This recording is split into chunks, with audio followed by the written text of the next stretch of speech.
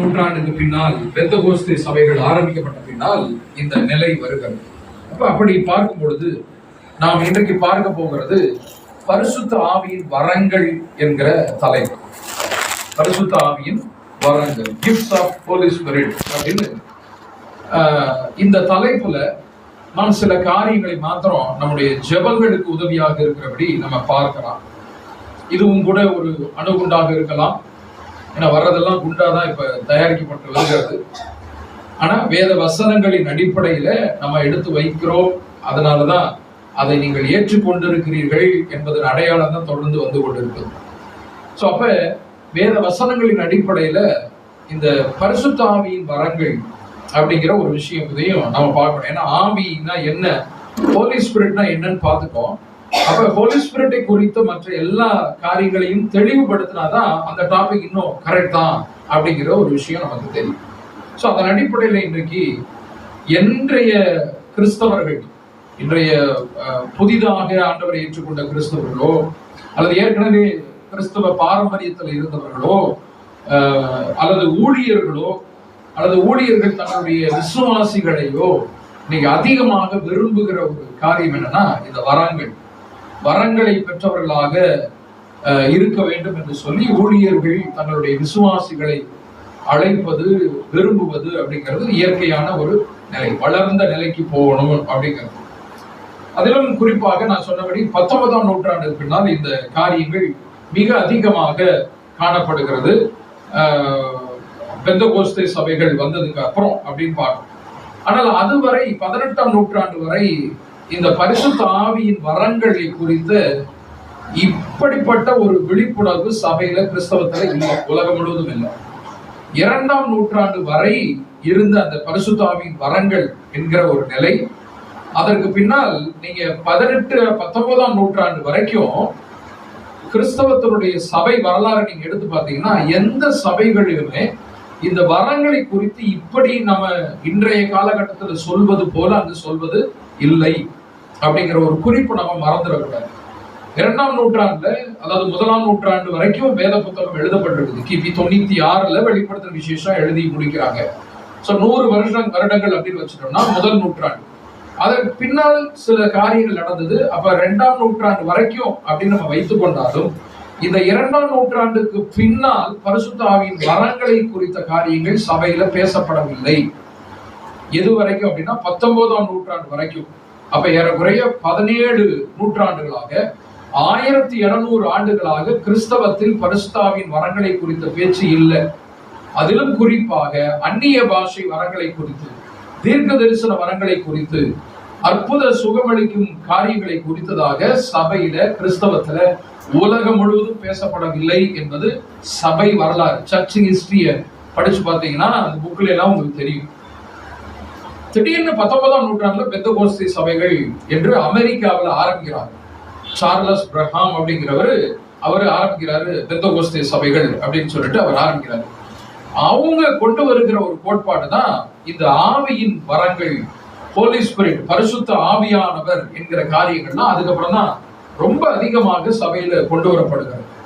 பெந்தகோஸ்தே சபைகள் அறிமுகப்படுத்தின இந்த ஆவியின் வரங்களை நீங்க பாத்தீங்கன்னா இன்றைக்கு புராட்டஸ்டன்ட் சபைகளும் அல்லது கத்தோலிக்க சபைகளுமாக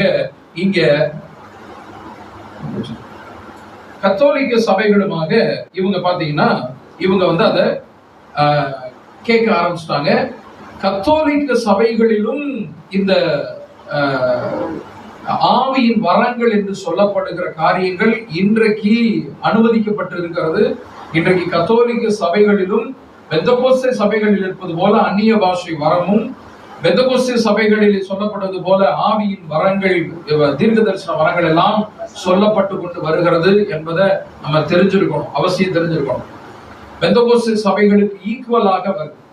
அவர்கள் ஒரு வார்த்தையை வந்து அதுல பயன்படுத்துறாங்க. நீங்க பாத்தீங்கன்னு சொன்னா சில கூட்டங்கள் நடத்துகிறாங்க. அருங்கொடை இயக்கங்கள் அப்படிங்கிற ஒரு கூட்டத்தை அவங்க நடத்த ஆரம்பிக்கிறாங்க. இப்ப நமக்கு அவங்க சொல்றாங்க, இவங்க சொல்றாங்க, பெந்தகோஸ்தே சபை சொல்லுது, சிஎஸ்ஐல சொல்றாங்க, நடத்திக்கிட்டு இருக்காங்க, ஆர்சில நடத்துறாங்க அப்படிங்கிறது. நமக்கு பைபிள் என்ன சொல்லுகிறது? சோ அடுத்த கேள்வி, நமக்கு வேத ஆர்வம் என்ன சொல்லுகிறது? வாட் டஸ் த பைபிள் சே? நம்ம எப்பயுமே வேத புத்தகம் என்ன சொல்லுது? எங்க சபை சொல்லுது, அந்த சபை சொல்லுது, இந்த ஊழியக்காரர் சொல்றாரு, பிரதர் சொன்னாங்க, பைபிள் ஸ்டடியில சொன்னாங்க, அதெல்லாம் இல்ல. பைபிள் என்ன சொல்லுகிறது, நமக்கு வேதாகமம் நமக்கு என்ன சொல்லுகிறது அப்படிங்கிறதை நம்ம தெரிந்து கொண்டு அதன் அடிப்படையில் தான் நம்ம செயல்படும். நமக்கு கடவுள் எழுதி கொடுத்த ஒரே புத்தகம் இதுதான். இயேசு கிறிஸ்துவ நம்ம பார்க்கவே இல்லை, பரலோகத்தை பார்க்கல, பிதாவாகி தேவனை குறித்து தெரியாது, மணவாளனாக வரப்போகிறாரு தெரியாது. எல்லாம் அடங்கி இருக்கக்கூடிய ஒரே காரியம் என்னன்னா இதுதான். நம்ம எதையுமே பார்க்கல, இதை மட்டுமே நம்பி இருக்கிறோம். அப்ப இதுதான் நம்ம ஆரம்பத்துல சொன்னோம். ஒரு ஒரு ஒரு மொபைல் போன் ஒண்ணு வாங்குறீங்க, ஒரு ஃப்ரிட்ஜ் வாங்குறோம், ஒரு டிவி வாங்குறோம்னா அதோடு சேர்ந்து ஒரு மேனுவல் புக்னு ஒண்ணு தருவாங்க, ஒரு புத்தகம் ஒண்ணு கொடுப்பாங்க. இதை எப்படி ஆப்ரேட் பண்றது, இதுல ஏதாவது சிக்கல்கள் வந்துச்சுன்னா அதை என்ன செய்யறது என்கிற ஒரு ஒரு விளக்க குறிப்பு புத்தகத்தை கையில கொடுப்பாங்க. அதே போலதான் நீங்கள் நான் இந்த பூமியில் பிறக்கும் போது நாம் எப்படி வாழ வேண்டும் என்று சொல்லி நமக்கு கடவுள் கொடுத்த ஒரு மேனுவல் புக், ஒரு விளக்க புத்தகம் தான் இது. இதை படிச்சாதான் இதை என்ன செய்வது என்பது நமக்கு தெரியும் இல்லையா? அப்ப அதனாலதான் நம்ம பைபிள்ல இருக்குதா நான் நம்புறேன், பைபிள்ல சொல்லப்படலையா நான் நம்ப மாட்டேன், அவ்வளவுதான். அது எவ்வளவு பெரிய தீர்க்க தரிசன வரம் பெற்ற ஊழியர்கள் சொன்னாலும் சரி, இதைதான் நம்ம அடிப்படை விசுவாசமா வச்சுக்கணும். பைபிள்ல சொல்லப்பட்டிருக்குது, நான் நம்புறேன், ஏற்றுக்கொள்கிறேன், இதுல இப்படிதான் இருக்குது அப்படிங்கிற அந்த விசுவாசத்திற்குள்ளாக நம்ம எல்லாரும் வளரணும். ஏன்னா வேத வசனம் தான், நான் சொன்ன வசனமே அவனை கடைசி நாளில் நியாயம் தீர்க்குங்கிற, கடைசி நாள்ல நம்ம நியாயம் தீர்க்க போறது இந்த வசனம் தான். இப்படி சொல்லப்பட்டிருக்கே, நீ ஏன் இப்படி செஞ்சேன்னு கேட்பாரு. இப்படி எழுதப்பட்டிருக்கிறதே, உனக்கு போதிக்கப்பட்டதே, நீ ஏன் இப்படி செஞ்ச, கடைசி நாளில் நான் சொன்ன வசனமே அவனை நியாயம் தீர்க்கும், இதுதான் நம்ம நியாயம் தீர்க்க போகுது. அப்படிங்கும் போது இதன் அடிப்படையில தான் நம்ம நம்முடைய வாழ்க்கை, ஆவிக்குரிய வாழ்க்கையை அமைத்துக் கொள்ள வேண்டும். அதனாலதான் எப்படி ஜெபிக்கணும், எப்படி ஜெபிக்க கூடாது அப்படிங்கறத வேத வசனங்கள் அடிப்படையில கடந்த வாரத்துல பார்த்தோம். அப்ப வேத வசனத்துல சொல்லப்பட்டிருக்குது, இப்படிதான் நான் ஜெபம் பண்ணுவேன், வேத வசனத்துல இப்படி செய்யக்கூடாதுன்னு சொல்லப்பட்டிருக்கு, அதனால நான் செய்ய மாட்டேன். சரிங்களா? சோ அதான் நம்ம பார்க்கணும். அப்ப இப்படி பார்க்கும்போது பைபிள்ல என்ன சொல்கிறது? இப்ப வரம் அப்படின்னு நீங்க எடுத்துட்டீங்கன்னா அதற்கு ஆங்கிலத்துல கிஃப்ட்னு சொல்லுவாங்க. வரம் என்பதற்கு ஆங்கிலத்துல கிஃப்ட், அதுக்கு கிரேக்கத்துல கரிஸ்மா அப்படின்னு ஒரு வார்த்தை. கரிஸ்மா அப்படின்னு சொன்னா கிஃப்ட், வரம். இப்ப இது என்னது? கிஃப்ட். கிஃப்ட்ங்கிறது காசு கொடுத்து வாங்குவதா? கிஃப்ட்னா என்னது? இலவசமாக பெறுவதுதான் கிஃப்ட். வரம் என்பது இலவசமாக பெறுவது, ஃப்ரீயா கிடைக்கிறது. கிஃப்ட் அப்படிங்கிறது எனக்கு கிஃப்ட் கொடுத்தாங்க அப்படின்னா இலவசமா கொடுக்குறாங்க, இலவசமா கொடுக்கறத நம்ம கிஃப்ட்னு சொல்றோம். ஆனால் இதுக்கு எதிர்ப்பதத்துல நீங்க பாத்தீங்கன்னு சொன்னா பரிசு அப்படின்னு ஒரு வார்த்தையை போடுறாங்க. பிரைஸ், பிரைஸ்னா பரிசு. சரிங்களா? பரிசு, நம்ம பிரைஸ் வாங்கிட்டு வந்தான் என் பையன் அப்படின்னு சொல்லுவோம் இல்லைங்களா? அப்ப பரிசு அப்படிங்கிறது, இந்த பரிசு இலவசமா கிடைக்குமா? பரிசு பெறணும் அப்படின்னா நம்ம என்ன செய்யணும்? ஏதாவது ஒரு முயற்சி எடுக்கணும். அப்ப எஃபர்ட், முயற்சி எடுத்தால் கிடைப்பதுதான் பரிசு. ஆனால் இலவசமாக பெறுவதுதான் கிஃப்ட். இப்ப வரம் என்பதற்கு இங்கிலீஷ் பைபிள்ல பிரைஸ்ன்னு போட்டிருக்கா, கிஃப்ட்னு போட்டிருக்கா? Gift, gifts of Holy Spirit, பரிசுத்த ஆவியின் வரங்கள் அப்படின்னு நம்ம தலைப்பே பார்த்தோம். அப்ப கிஃப்ட்னா இலவசமாக பெறுவதுதான் கிஃப்ட். ஆனா இன்றைக்கு இலவசமாக பரிசுத்த ஆவியின் வரங்களை நாம் பெறுகிறோமா, அல்லது முயற்சி எடுத்து வரங்களை பெறுகிறோமா? முயற்சி எடுத்து எனக்கு அந்நிய பாஷை வரம் இல்ல, அதனால நான் முயற்சி எடுக்கிறேன், ஃபாஸ்டிங் பண்றேன், அதனால ஒரு அக்கினி அபிஷேக முகாம்களுக்கெல்லாம் நான் போறேன் அப்படின்னு நான் முயற்சி எடுத்து அந்த வரத்தை வாங்கினேன் என்று சொன்னால் அது தவறு. முயற்சியின் விளைவாக எனக்கு நான் பெறுவது பரிசு. சரிங்களா? ஆனால் ஆவியின் வரங்கள் என்றால் அது கிஃப்ட். கிஃப்ட்ங்கிறது தேவன் கிருபையாய் நமக்கு கொடுப்பது. கிருபையால் ரட்சிக்கப்பட்டீங்க, கிருபையால் நீதிமானாக்கப்பட்டீங்க, கிருபையால் பாவங்கள் மன்னிக்கப்பட்டீங்க. இதெல்லாம் என்னது? நமக்கு நம்ம ஏதாவது முயற்சி பண்ணோமா என் பாவத்தை கிறிஸ்து மன்னிக்கணும் அப்படின்னு சொல்லிட்டு? இல்ல. முயற்சி இல்லாமல் இலவசமாக நான் அந்த கிருபையை பெற்றுக்கொண்டேன், பாவம் மன்னிப்பின் கிருபை. முயற்சி இல்லாமல் நான் நீதிமானாக்கப்பட்டிருக்கேன், முயற்சி இல்லாமல் நான் ரட்சிக்கப்பட்டிருக்கேன். கரெக்டுங்களா? முயற்சி இல்லாமல் நான் எனக்கு இலவசமாக இந்த பைபிள் ஸ்டடி நமக்கு கிடைச்சிருக்குது. ஏதோ ஒரு, நான் ஏற்கனவே சொன்னேன், ஏதோ ஒரு மூலையில உள்ளத்தின் ஆழத்துல இந்த தாகம் உங்களுக்கு எல்லாம் இருந்திருக்கும். எங்களுக்கெல்லாம் அப்படிதான் இருந்தது. ஏதோ ஒரு தாகம் இருந்தது. ஒரு வெறுமையா இருக்குதே சர்ச்சுக்கு போனா அப்படிங்கிற மாதிரி ஒரு தாகம் இருக்கிறவங்க இத வந்தவன இந்த சப்ஜெக்ட் எல்லாம் கேட்க ஆரம்பிச்சோன்னே நல்லா இருக்குது அப்படிங்கிற ஒரு ஆர்வத்தை தேவன் நமக்கு தருகிறார். கரெக்டுங்களா? அப்ப இது இலவசமாக நாம் பெற்றுக்கொள்வது அன்பான சகோதர சகோதரி. ஆனால் இன்றைக்கு வரங்களை தருகிறோம் என்ற பெயர்ல வரங்களை என்னது அதுக்கு தனியா ஒரு மாநாடு நடத்தி அதை ஒரு வசூல் பண்ணி இதெல்லாம் கொடுக்கப்படுகிறது, நடத்தப்படுகிறது. இது மிக மிக வேதத்துக்கு விரோதமான தவறான காரியம். ஏனென்றால் வரம் என்றால் இலவசமாக பெற்றுக்கொள்வது. நம்ம நாடுகள்ல பாத்தீங்கன்னா நிறைய பழங்கதைகள் நிறைய நம்ம பார்த்திருக்கிறோம். காட்டுல முனிவர்கள்லாம் தவம் பண்ணாங்க அப்படின்னு ஒத்த காலை வச்சுட்டு இப்படி கையெல்லாம் எத்தனையோ கதைகள் நம்ம படிச்சிருக்கோம் இல்லையா? காட்டுல சாப்பிடாம 10 வருடங்களாக 5 வருடங்களாக அப்படின்னு சொல்லிட்டு, அப்ப பக்தா உடனே அதுக்கு முன்னாடி பக்தா நான் இருக்கிறேன், உனக்கு என்ன வர வேண்டும் இப்படி எல்லாம் கேட்கப்படுகிறது. முயற்சியினால் அவர்கள் பெற்றுக்கொள்வது பரிசு. அந்த முனிவர், அந்த மனிதர் 10 ஆண்டுகள் 5 ஆண்டுகள் 5 மாதம் உபவாசித்து காட்டுல அவ்வளவு இருந்து கடும் தவம் செய்து இந்த வரத்தை பெற சாகாமை இல்லையா? அந்த நரகாசுரன் கதையெல்லாம் அப்படிதானே வரும். யாரும் என்னை சாகடிக்க கூடாது அப்படிங்கிற கதையெல்லாம் நிறைய நம்ம படிச்சிருக்கோம். இதெல்லாம் கடும் தவத்தினால் முயற்சியினால் நான் பெறுகிற பரிசு. ஆனால் தேவன் அப்படி பரிசு கொடுக்கல. உங்களுக்கு முயற்சியே இல்லாம இலவசமாக கொடுப்பதான் கிஃப்ட், வரம் என்கிற அடிப்படை அறிவை நம்ம பெற்றுக்கொள்ளணும் அப்படின்னு சொல்லி. சரிங்களா? ரோமர் 1 அதிகாரம் 10-11 வாசிக்கலாம். நீங்கள் ஸ்திரப்படுவதற்காக ஆவிக்குரிய சில வரங்களை உங்களுக்கு கொடுக்கும்படிக்கு உங்களிலும் என்னிலும் உள்ள விசுவாசத்தினால் உங்களோட கூட நானும் ஆறுதல் அடையும்படிக்கு உங்களை காண வாஞ்சையாய் இருக்கிறபடியினாலே எவ்விதத்தினாலாவது நான் உங்களுக்கு ஆவியின் வரங்களை தருவதற்கு நான் வாஞ்சையா இருக்கிறேன், வந்து தருவதற்கு வாஞ்சையா இருக்கிறேன்னு சொல்றாரு. நீங்க எங்க ஃபாஸ்டிங் போட்டு நீங்க வாங்கிக்கங்க ஆவியின் வரங்களை அப்படின்னு பவுல் எழுதல. ரோம சபைக்கு எழுதும் போது நீங்க ஃபாஸ்டிங் போடுங்க, 40 நாள் உபவாசம் இருங்க, உங்களுக்கு அந்த வரம் கிடைக்கும் அப்படின்னு சொல்லல. நான் அதுக்கான என்ன காரியங்கள் நான் உங்களுக்கு சொல்லி தர்றேன் அப்படின்னு அங்க பவுல் சொல்றாரு என்பதை நம்ம புரிஞ்சுக்கணும். அவர் நினைச்சிருந்தாருன்னா நீங்க ஃபாஸ்டிங் போடுங்க, நான் இங்க இருந்து ஜெபம் பண்றேன், உங்களுக்கு அந்த ஆவியின் வரத்தை கடவுள் கொடுப்பாருன்னு சொல்லி சொன்னார்னா, பவுல் சொன்னார்னா அதை மறுதளிக்க மாட்டாங்க. தேவன் அதை அங்கீகரிப்பார் இல்லையா? ஆனால் அவர் அதை அப்படி சொல்லல. சபைக்கு கடிதம் விடும் போது நான் அந்த காரியங்களை குறித்து உங்களுக்கு போதிக்கிறேங்கிற, ஆவியின் வரங்களை எங்களுக்கு வேணும் அப்படின்னு சொல்லும்போது நான் வரேன், நான் பேசிக்கிறேன் அப்படின்னு சொல்றாரு. நீங்க ஜெபம் பண்ணுங்க தேவன் கொடுப்பாருங்கிறத அங்க சொல்லவில்லை என்பதை நம்ம புரிஞ்சுக்கணும். கேத்தலிக்ஸ்ல நம்ம சொன்னோம் இல்லையா, ஆரம்பத்துல கத்தோலிக்கர்ல அருங்கொடைகள் என்கிற வார்த்தையை பயன்படுத்துறாங்க. அருங்கொடைகள் அப்படின்னு சொல்லிட்டு, இந்த அருங்கொடை அப்படின்னா என்னது? தேவன் தருகிறது. கொடை அப்படின்னா அது ஆங்கிலத்துல கிஃப்ட்னு சொல்லுவாங்க. கொடை இல்ல கொடை இல்லையா? அப்ப அருங்கொடை இயக்கங்கள், அருங்கொடைகள் அப்படின்னா கடவுள் நமக்கு தருகிற கொடை, கிஃப்ட் அப்படிங்கிற ஒரு விஷயத்தை நம்ம புரிந்து கொள்ளணும். தேவன் தான் இந்த கொடைகளை தருகிறார். 1 கொரிந்தியர் 12:11 1 கொரிந்தியர் 12:11 இவைகள் எல்லாம் அந்த ஒரே ஆவியானவர் நடப்பித்து நமது சித்தத்தின்படியே அவனுக்கு பகிர்ந்து கொடுக்கிறார். இவைகள் எல்லாம் அந்த ஒரே ஆவி, தேவ ஆவியானவர், தேவன் ஆவியா இருக்கிறார் இல்லையா? அப்ப அவர் என்ன பண்றாரா, தன்னுடைய இஷ்டத்துக்கு அவர் பகிர்ந்து கொடுக்கிறார் அப்படின்னு சொல்லிட்டு நம்ம பார்க்கிறோம். அவர் இஷ்டத்துக்கு அவர் பகிர்ந்து கொடுக்கிறார் அப்படிங்கிற ஒரு அவனுக்கு பகிர்ந்து கொடுக்கிறார் தமது சித்தத்தின்படி.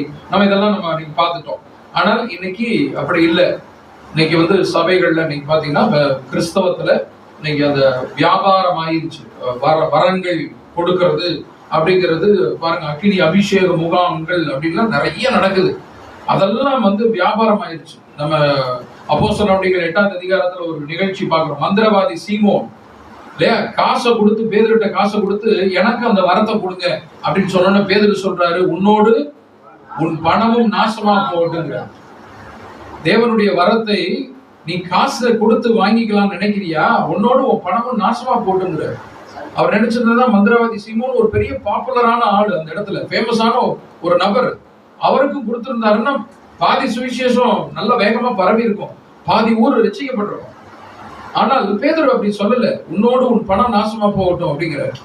அப்ப பணத்தை கொடுத்து வாங்கிக்கலாம்னு நினைக்கிறியா, அது தப்பு அப்படிங்கறதுதான் இன்றைக்கும் நமக்கு பொருந்துகிற ஒரு விஷயமா இருக்கு அப்படின்னு பாருங்க. சரி, இப்ப இதெல்லாம் நம்ம சில விஷயங்கள் உங்களுடைய சிந்தனைக்கு நம்ம வைத்துட்டு, இப்ப ஆவியின் வரங்கள் அப்படின்னு நம்ம மொத்தம் எத்தனை சொல்றோங்க? 9 வரங்கள் சொல்றோம் இல்லையா? ரோமர் 12வது அதிகாரம் 6ல இருந்து 8 வரை. நமக்கு அருளப்பட்ட கிருபையின்படியே நாம் வெவ்வேறான வரங்கள் உள்ளவர்களாய் ஆனபடியினால் நம்மில் தீர்க்க தரிசனம் சொல்லுகிற வரத்தை உடையவன். நீங்க அதை அப்படி கவுண்ட் பண்ணிக்கங்க.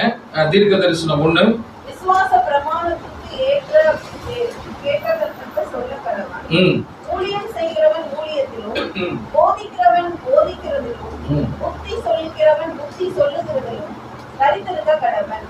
பகிர்ந்து கொடுக்கிறவன் வஞ்சனை இல்லாமல் கொடுக்க கடவன். முதலாளியானவன் ஜாக்கிரதையா இருக்க கடவன். இரக்கம் செய்கிறவன் உற்சாகத்தோட செய்ய கடவன். 7 வரங்களை குறித்து இங்கே பவுல் சொன்னார். 9ல 7 வரங்கள். ரோமர் 12வது அதிகாரத்துல 6வது வசனத்துல நமக்கு அருளப்பட்ட கிருபையின்படியே நாம் வெவ்வேறான வரங்கள் உள்ளவர்களாய் இருக்கிறபடினாலே நம்மில் தீர்க்க தரிசனம் சொல்லுகிறவன் வெவ்வேறான வரங்களை நாம் பெற்றிருக்கிறோம் அப்படின்னு சொல்லிட்டு என்னென்ன வரங்கள் அப்படின்னு சொல்றாரு. இப்ப 7 வரங்களை குறித்து பைபிள்ல இந்த இடத்துல இருக்குது. சரிங்களா? 7 வரங்கள். இந்த 7 வரங்கள் யாருக்கு அப்படின்னா 7 வரங்கள் விசுவாசிகள். 7 gift for the believers, விசுவாசிகளுக்கு.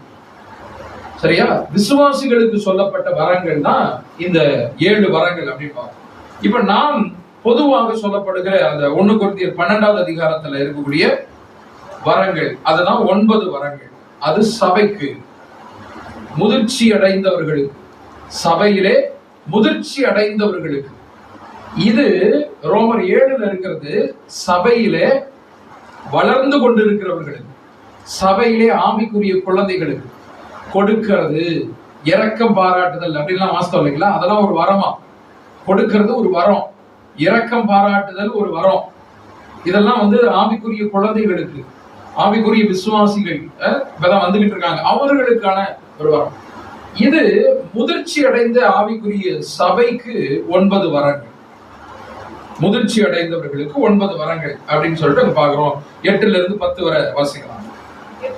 ஒருவனுக்கு ஆவியினாலே ஞானத்தை போதிக்கும் வசனமும், வேறொருவனுக்கு அந்த ஆவியினாலேயே அறிவை உணர்த்தும் வசனமும், வேறொருவனுக்கு அந்த ஆவியினாலே விசுவாசமும், வேறொருவனுக்கு அந்த ஆவியினாலே குணமாக்கும் வரங்களும், வேறொருவனுக்கு அற்புதங்களை செய்யும் சக்தியும், வேறொருவனுக்கு தீர்க்க தரிசனம் உரைத்தலும், வேறொருவனுக்கு ஆவிகளை பகுத்தறிதலும், வேறொருவனுக்கு பற்பல பாஷைகளை பேசுதலும், வேறொருவனுக்கு பாஷைகளை வியாக்கியானம் பண்ணுதலும் அளிக்கப்படுகிறது. இதுலதாங்க 9 வரங்கள். ரோமர்ல பார்த்தா 7 வரங்கள். 1 கொரிந்தியர்ல 12ல சொல்லப்பட்டதான் உலகளாவிய அளவில் ஏற்றுக்கொள்ளப்பட்ட 9 வரங்கள். இது ஆவிக்குரிய முதிர்ச்சி அடைந்தவர்களுக்கான வரங்களாக தேவன் இந்த புத்தகத்துல, இந்த அதிகாரத்துல நமக்கு எழுதி கொடுத்திருக்கிறார். சரி, இப்ப இந்த 7 வரங்கள்ல ஒன்னும் குழப்பம் இல்லை. ஏன் நமக்கு யாருக்குமே இது பொதுவா இது ரோமர்ல 7 வரங்கள் இருக்குங்கிறது சபைக்கு தெரியாது.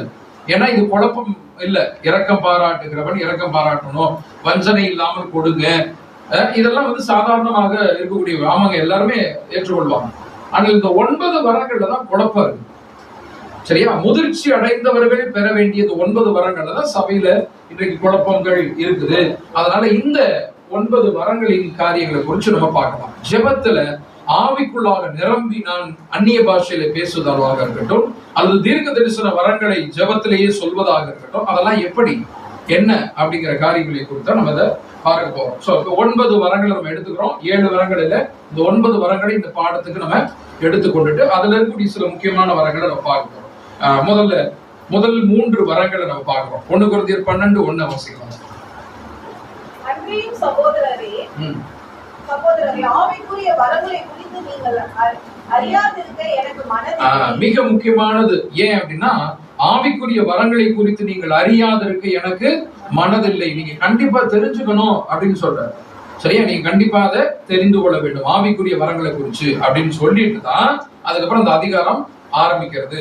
சரி, இப்ப இதுல முதல் 3 வரங்களை பாருங்க. 8வது வசனம் 9வது வசனம். ஒருவனுக்கு ஆவியினாலே ஞானத்தை போதிக்கும் வசனம். 1 ஆவியினாலே ஞானத்தை போதிக்கும் வசனம், இது முதல் வரம். அடுத்து 2வது வேறொருவனுக்கு அந்த ஆவியினாலேயே அறிவை உணர்த்தும் வசனம். அறிவை உணர்த்தும் வசனம் 2வது.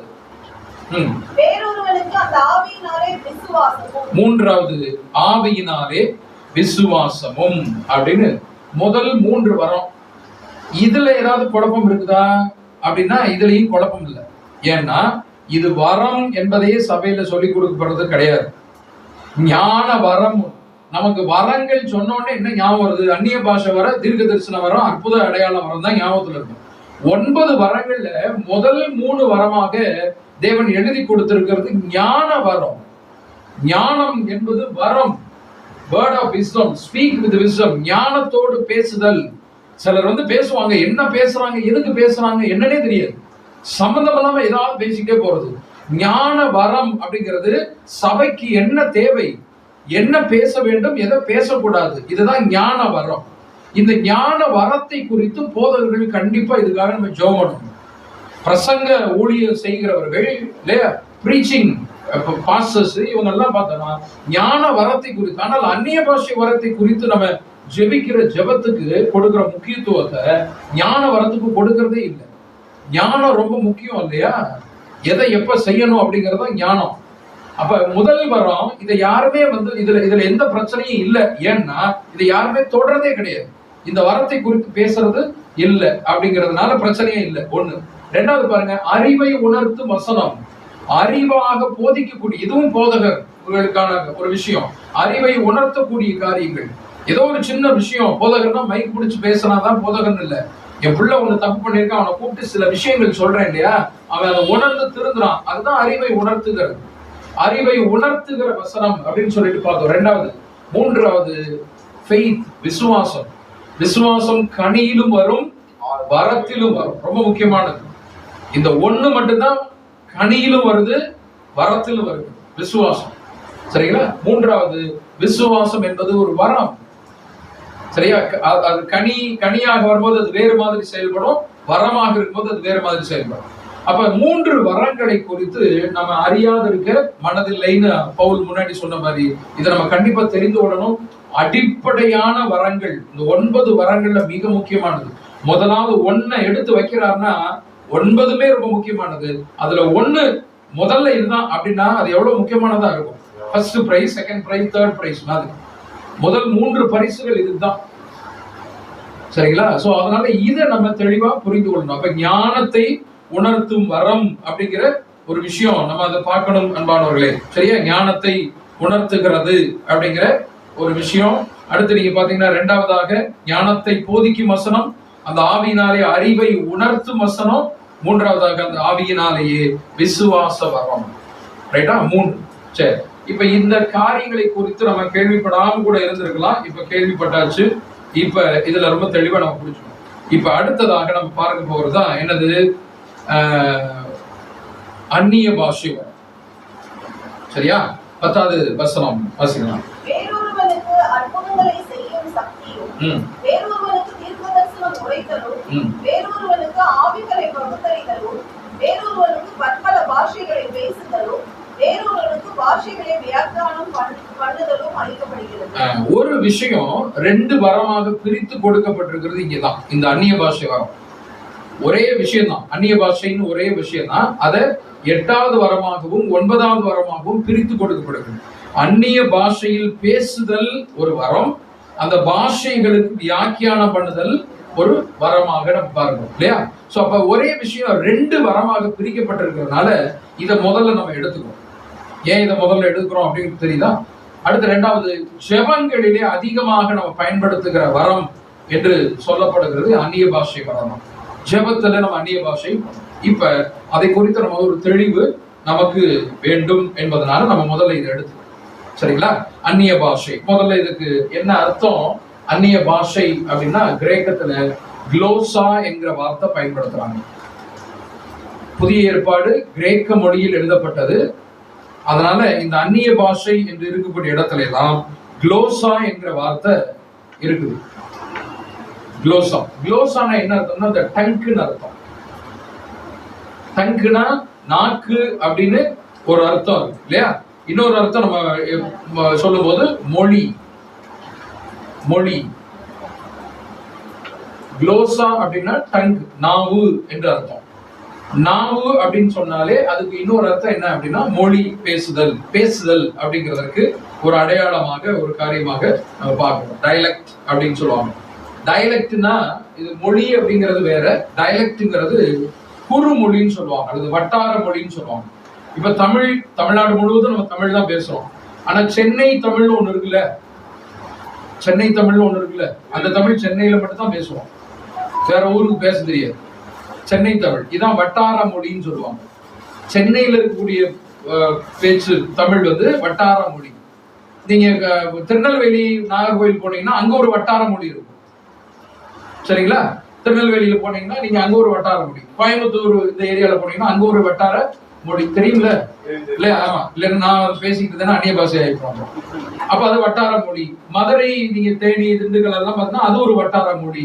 சோ அப்ப தமிழ் தான். ஆனா ஒவ்வொரு பகுதியாக நம்ம வந்து பாத்தீங்கன்னா தமிழை வெவ்வேறு விதமாக நம்ம வந்து பேசணும் இல்லையா? இப்ப இதுக்கு வந்து கிராமர் இருக்குதா, இலக்கணம் இருக்கான்னா இல்ல. இலை, வாழை, போல அப்படிம்பாங்க எந்த ஊர் பக்கம், திருநெல்வேலி பக்கம் ஏல என்னல அப்படிம்பாங்க. இது என்னல அப்படின்னு நீங்க இலக்கண புத்தகத்துல, நீங்க தமிழ் இலக்கண புத்தகத்துல பார்த்தா இருக்காது. இப்ப நம்ம ஊரு சென்னையில நீங்க பாத்தீங்கன்னு சொன்னா சென்னையில இருக்கக்கூடிய தமிழ் மொழி நீங்க இலக்கண புத்தகத்துல பார்க்க முடியுமா?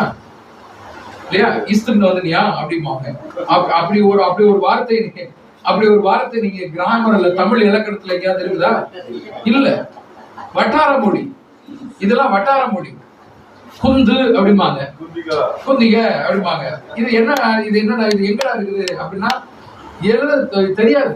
ஆறுமுக நாவலருக்கே தெரியாது, மொழி மாற்றம் செஞ்சவருக்கே தெரியாது. இது என்ன வட்டார மொழி, அங்க இருக்கிறவங்க மட்டும் தான் அதை புரிஞ்சுக்குவாங்க. இததான் வந்து குளோசா, டயலெக்ட்னு சொல்லுவாங்க. வட்டார குறுமொழி, அதாவது கிராமரே இருக்காது, இலக்கணமே இல்லாத ஒரு மொழியை தான் சொல்லுவாங்க. அதுக்கு தான் இந்த அர்த்தம் நமக்கு சொல்லணும். சரி, இப்ப அந்நிய பாஷையே பைபிள்ல 2 முறையாக பயன்படுத்தப்பட்டிருக்கு, 2 விதத்துல பயன்படுத்தப்பட்டிருக்கு. 2 முறைகளில அந்நிய பாஷை இருக்கிறது என்பதை நம்ம முதல்ல தெரிஞ்சுக்கணும். ஒண்ணு, பொது இடங்களில் கொடுக்கப்பட்டது, பப்ளிக் பிளேசஸ். அந்நிய பாஷை வரும் 2 முறைகளிலே அல்லது 2 விதங்களிலே செயல்பட்டது, கொடுக்கப்பட்டது என்று வேதாகமத்துல புதிய ஏற்பாட்டுல இருக்கு. அந்த 2 முறையில முதல் முறை என்ன அப்படின்னா பொது இடங்கள்ல கொடுக்கப்படுகிறது. தேவன் பொது இடங்கள்ல, பப்ளிக் பிளேசஸ்ல இந்த வரத்தை கொடுக்கிறார். எங்க ஆரம்பிக்குது? முதல்ல அப்போஸ்தலர் நடவடிக்கைகள் 2வது அதிகாரத்துல 1ல இருந்து 4 வரை. நாள் வந்தபோது அவர்கள் எல்லாரும் ஒருமனப்பட்டு ஓரிடத்திலே கூடி வந்தார்கள். அப்பொழுது பலத்த காற்று அடிக்கிற முழக்கம் போல் வானத்தில் இருந்து சடுதியாய் ஒரு முழக்கம் உண்டாகி அவர்கள் உட்கார்ந்திருந்த வீடு முழுவதையும் நிரப்பிற்று. அல்லாமலும் அக்கினிமயமான நாவுகளை போல் பிரிந்திருக்கும் நாவுகள் அவர்களுக்கு காணப்பட்டு அவர்கள் ஒவ்வொருவர் மேலும் வந்து அமர்ந்தது. அவர்கள் எல்லாரும் பரிசுத்த ஆவியினாலே நிரப்பப்பட்டு ஆவியானவர் தங்களுக்கு தந்தருளின வரத்தின்படியே வெவ்வேறு பாஷைகளிலே பேசத் தொடங்கினார். இப்ப ஆவியானவர் அப்படின்னு போட்டிருக்கிற இடத்துல யார் வரணும்? தேவன், பிதாவாகிய தேவன். ஆவியானவர் அப்படின்னா தேவன். ஆவியானவர் கர்த்தரே ஆவியானவர். ஆவியானவர் எங்கு உண்டோ அங்கு விடுதலை உண்டு. ஆவியானவர்னா யாரு அப்படின்னா கர்த்தரே ஆவியானவர் அப்படின்னு தெளிவா இருக்குது.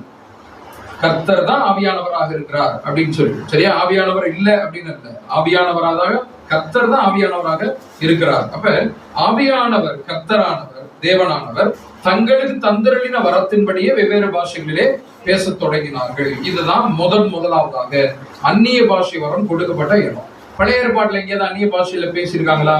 வரம் கொடுக்கப்பட்டிருக்கா? இல்ல. பெந்தெகோஸ்தே நாளுக்கு அப்புறம் தான் பரிசுத்த ஆவியின் அபிஷேகம் சபைக்கு கொடுக்கப்படுது. அதுக்கப்புறம் தான் ஆவியின் வரங்கள் செயல்பட ஆரம்பிக்குது. அதனால பழைய ஏற்பாட்டுல அந்நிய பாஷை வரத்தை குறித்தோ நம்ம ஆவியின் வரங்களை குறித்து நம்ம தேடினா நமக்கு கிடைக்காது.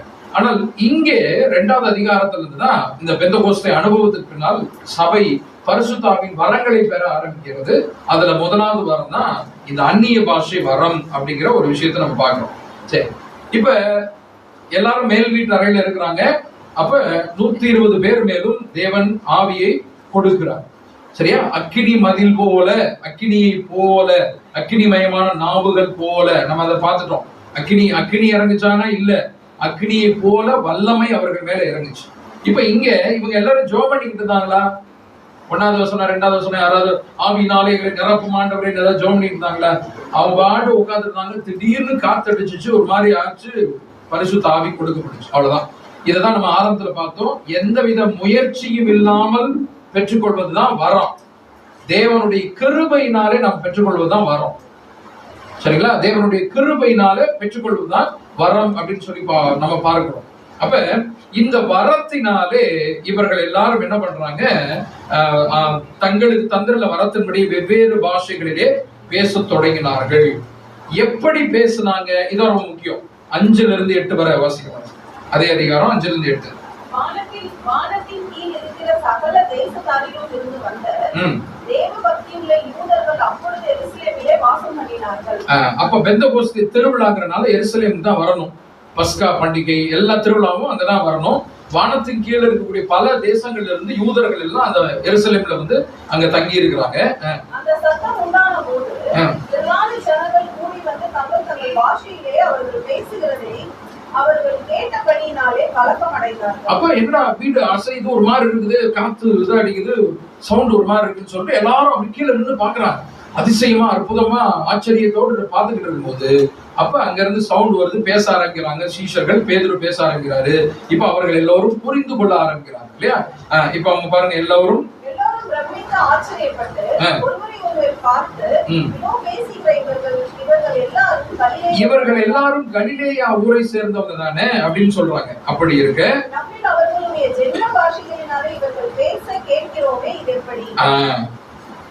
அப்படி இருக்க இவர்கள் எல்லாரும் கலிலேயா ஊரை சேர்ந்தவங்க தான். இவங்க எல்லாம் மீன் பிடிக்கிறவங்க தான். இவங்களுக்கு அதிகபட்சம் ஒரு மொழி தெரியும், இல்ல 2 மொழி தெரியும். ஆனால் நாம் அவரவர் பாஷையில இவங்க பேசுறத கேட்கிறோமே, அது எப்படின்னு ஆச்சரியப்படுறாங்க. கரெக்டா? அப்படி என்றால் அங்க அந்நிய பாஷை வரம் எப்படி செயல்பட்டுச்சு? இப்ப அதுல 9, 10, 11 அந்த எந்தெந்த ஊர்ல இருந்து வந்திருக்காங்க அப்படிங்கிற லிஸ்ட் எல்லாம் அங்க கொடுக்கப்பட்டிருக்கு. சரியா? அங்க லிஸ்ட் கொடுக்கப்பட்டிருக்கு.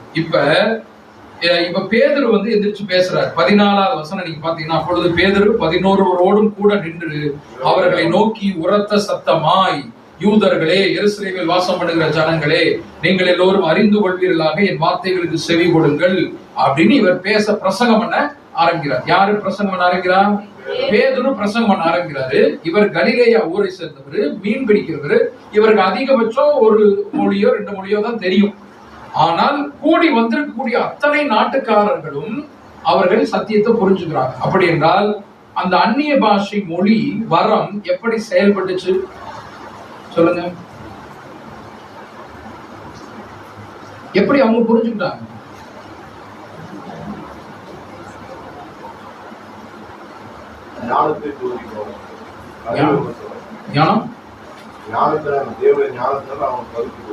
ஓகே, அது கரெக்ட் தான். ஆனால் அதை எப்படி நடைமுறையா எப்படி அவங்க பேசுறது? இப்ப நான் தமிழ், நீங்க எல்லாம் தமிழ்ங்கிறனால பேசுறது புரியுது. ஆனா நான் பேதுரு, எனக்கு வந்து அரமேயிக் மொழி தான் தெரியும் அல்லது எபிரேய மொழி தான் தெரியும். இங்க வந்திருக்கவங்கள தமிழ் தெரிஞ்சவங்க, இங்கிலீஷ் தெரிஞ்சவங்க, மலையாளம் எல்லாரும் இருக்கீங்க. ஆனா எல்லாரும் அவரவர்கள் பாஷையிலே அவர் பேசுகிறதை கேட்கிறோமே, இது எப்படி? இவர் கலிலேயா ஊரை சேர்ந்தவரே, இவருக்கு ஒரு மொழி தானே தெரியும்.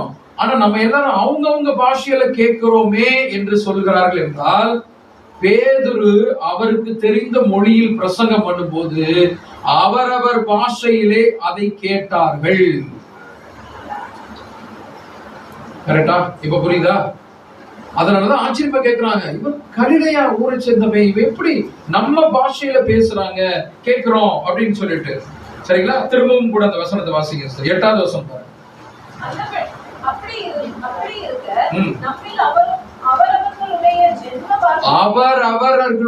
அவரவர்களுடைய ஜென்ம பாஷை தாய்மொழியிலே இவர்கள் பேச கேட்கிறோமே, இது எப்படி? 6வது வசனம். அந்த சத்தம் உண்டான போது திரளான ஜனங்கள் கூடி வந்து தங்கள் பாஷையிலே அவர்கள் பேசுகிறதை அவரவர்கள் கேட்டபடி தங்கள் தங்கள் பாஷையிலே இவர் பேசுகிறதை நாங்கள் கேட்கிறோம். 11வது வசனம்.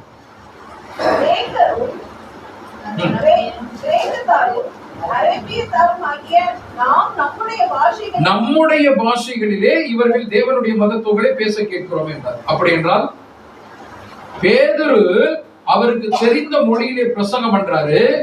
எந்தெந்த நாட்டிலிருந்து வந்தாங்களோ அவர்கள் எல்லோரும் அவரவர்கள் மொழியிலே அந்த சத்தியத்தை கேட்கிறார்கள். அதனுடைய முடிவு என்னங்க? அதனுடைய முடிவு என்னது? 41.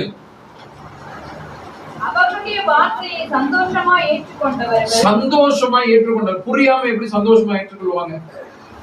என்னுடைய பாஷையில அவர் பேசுறது புரிஞ்சனாலதான் அதை சந்தோஷமா ஏற்றுக்கொண்டவர்கள். அன்றைய தினம் ஏறக்குறைய 3000 பேர் சேர்ந்து கொள்ளப்பட்டார்கள்.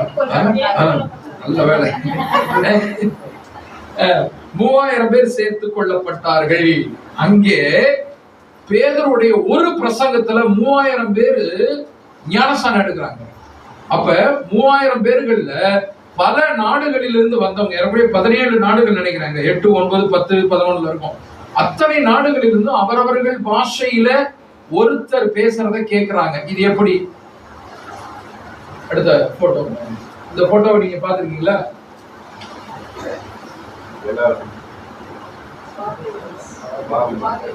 இது பாத்திருக்கீங்களா? இது மாதிரி நிறைய இன்டர்நேஷனல் மீட்டிங்ஸ், பன்னாட்டு இதெல்லாம் நடக்கும். காதுல மாட்டிருக்காங்களா எல்லாரும்? இது இந்திய பாராளுமன்றத்துல இருக்கக்கூடிய ஒரு போட்டோ. இது மாதிரி அங்க இருக்கிற அவ்வளவு 500 எம்பிஸும் காதுல மாட்டிருப்பாங்க. ஏன் காதுல மாட்டிருக்காங்க? பாட்டு கேட்கறாங்களா ஜாலியா?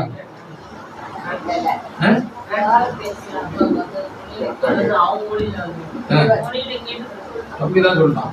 சொல்லுங்க எப்படி? இப்ப தமிழ்நாட்டுல இருந்து ஒரு எம்பி போறாரு, அவர் எந்திரிச்சு பேசிட்டு இருக்காரு, தமிழ் மொழியில பேசிட்டு இருக்காருன்னா இவங்க எல்லாரும் அதை காதுல மாட்டிக்குவாங்க.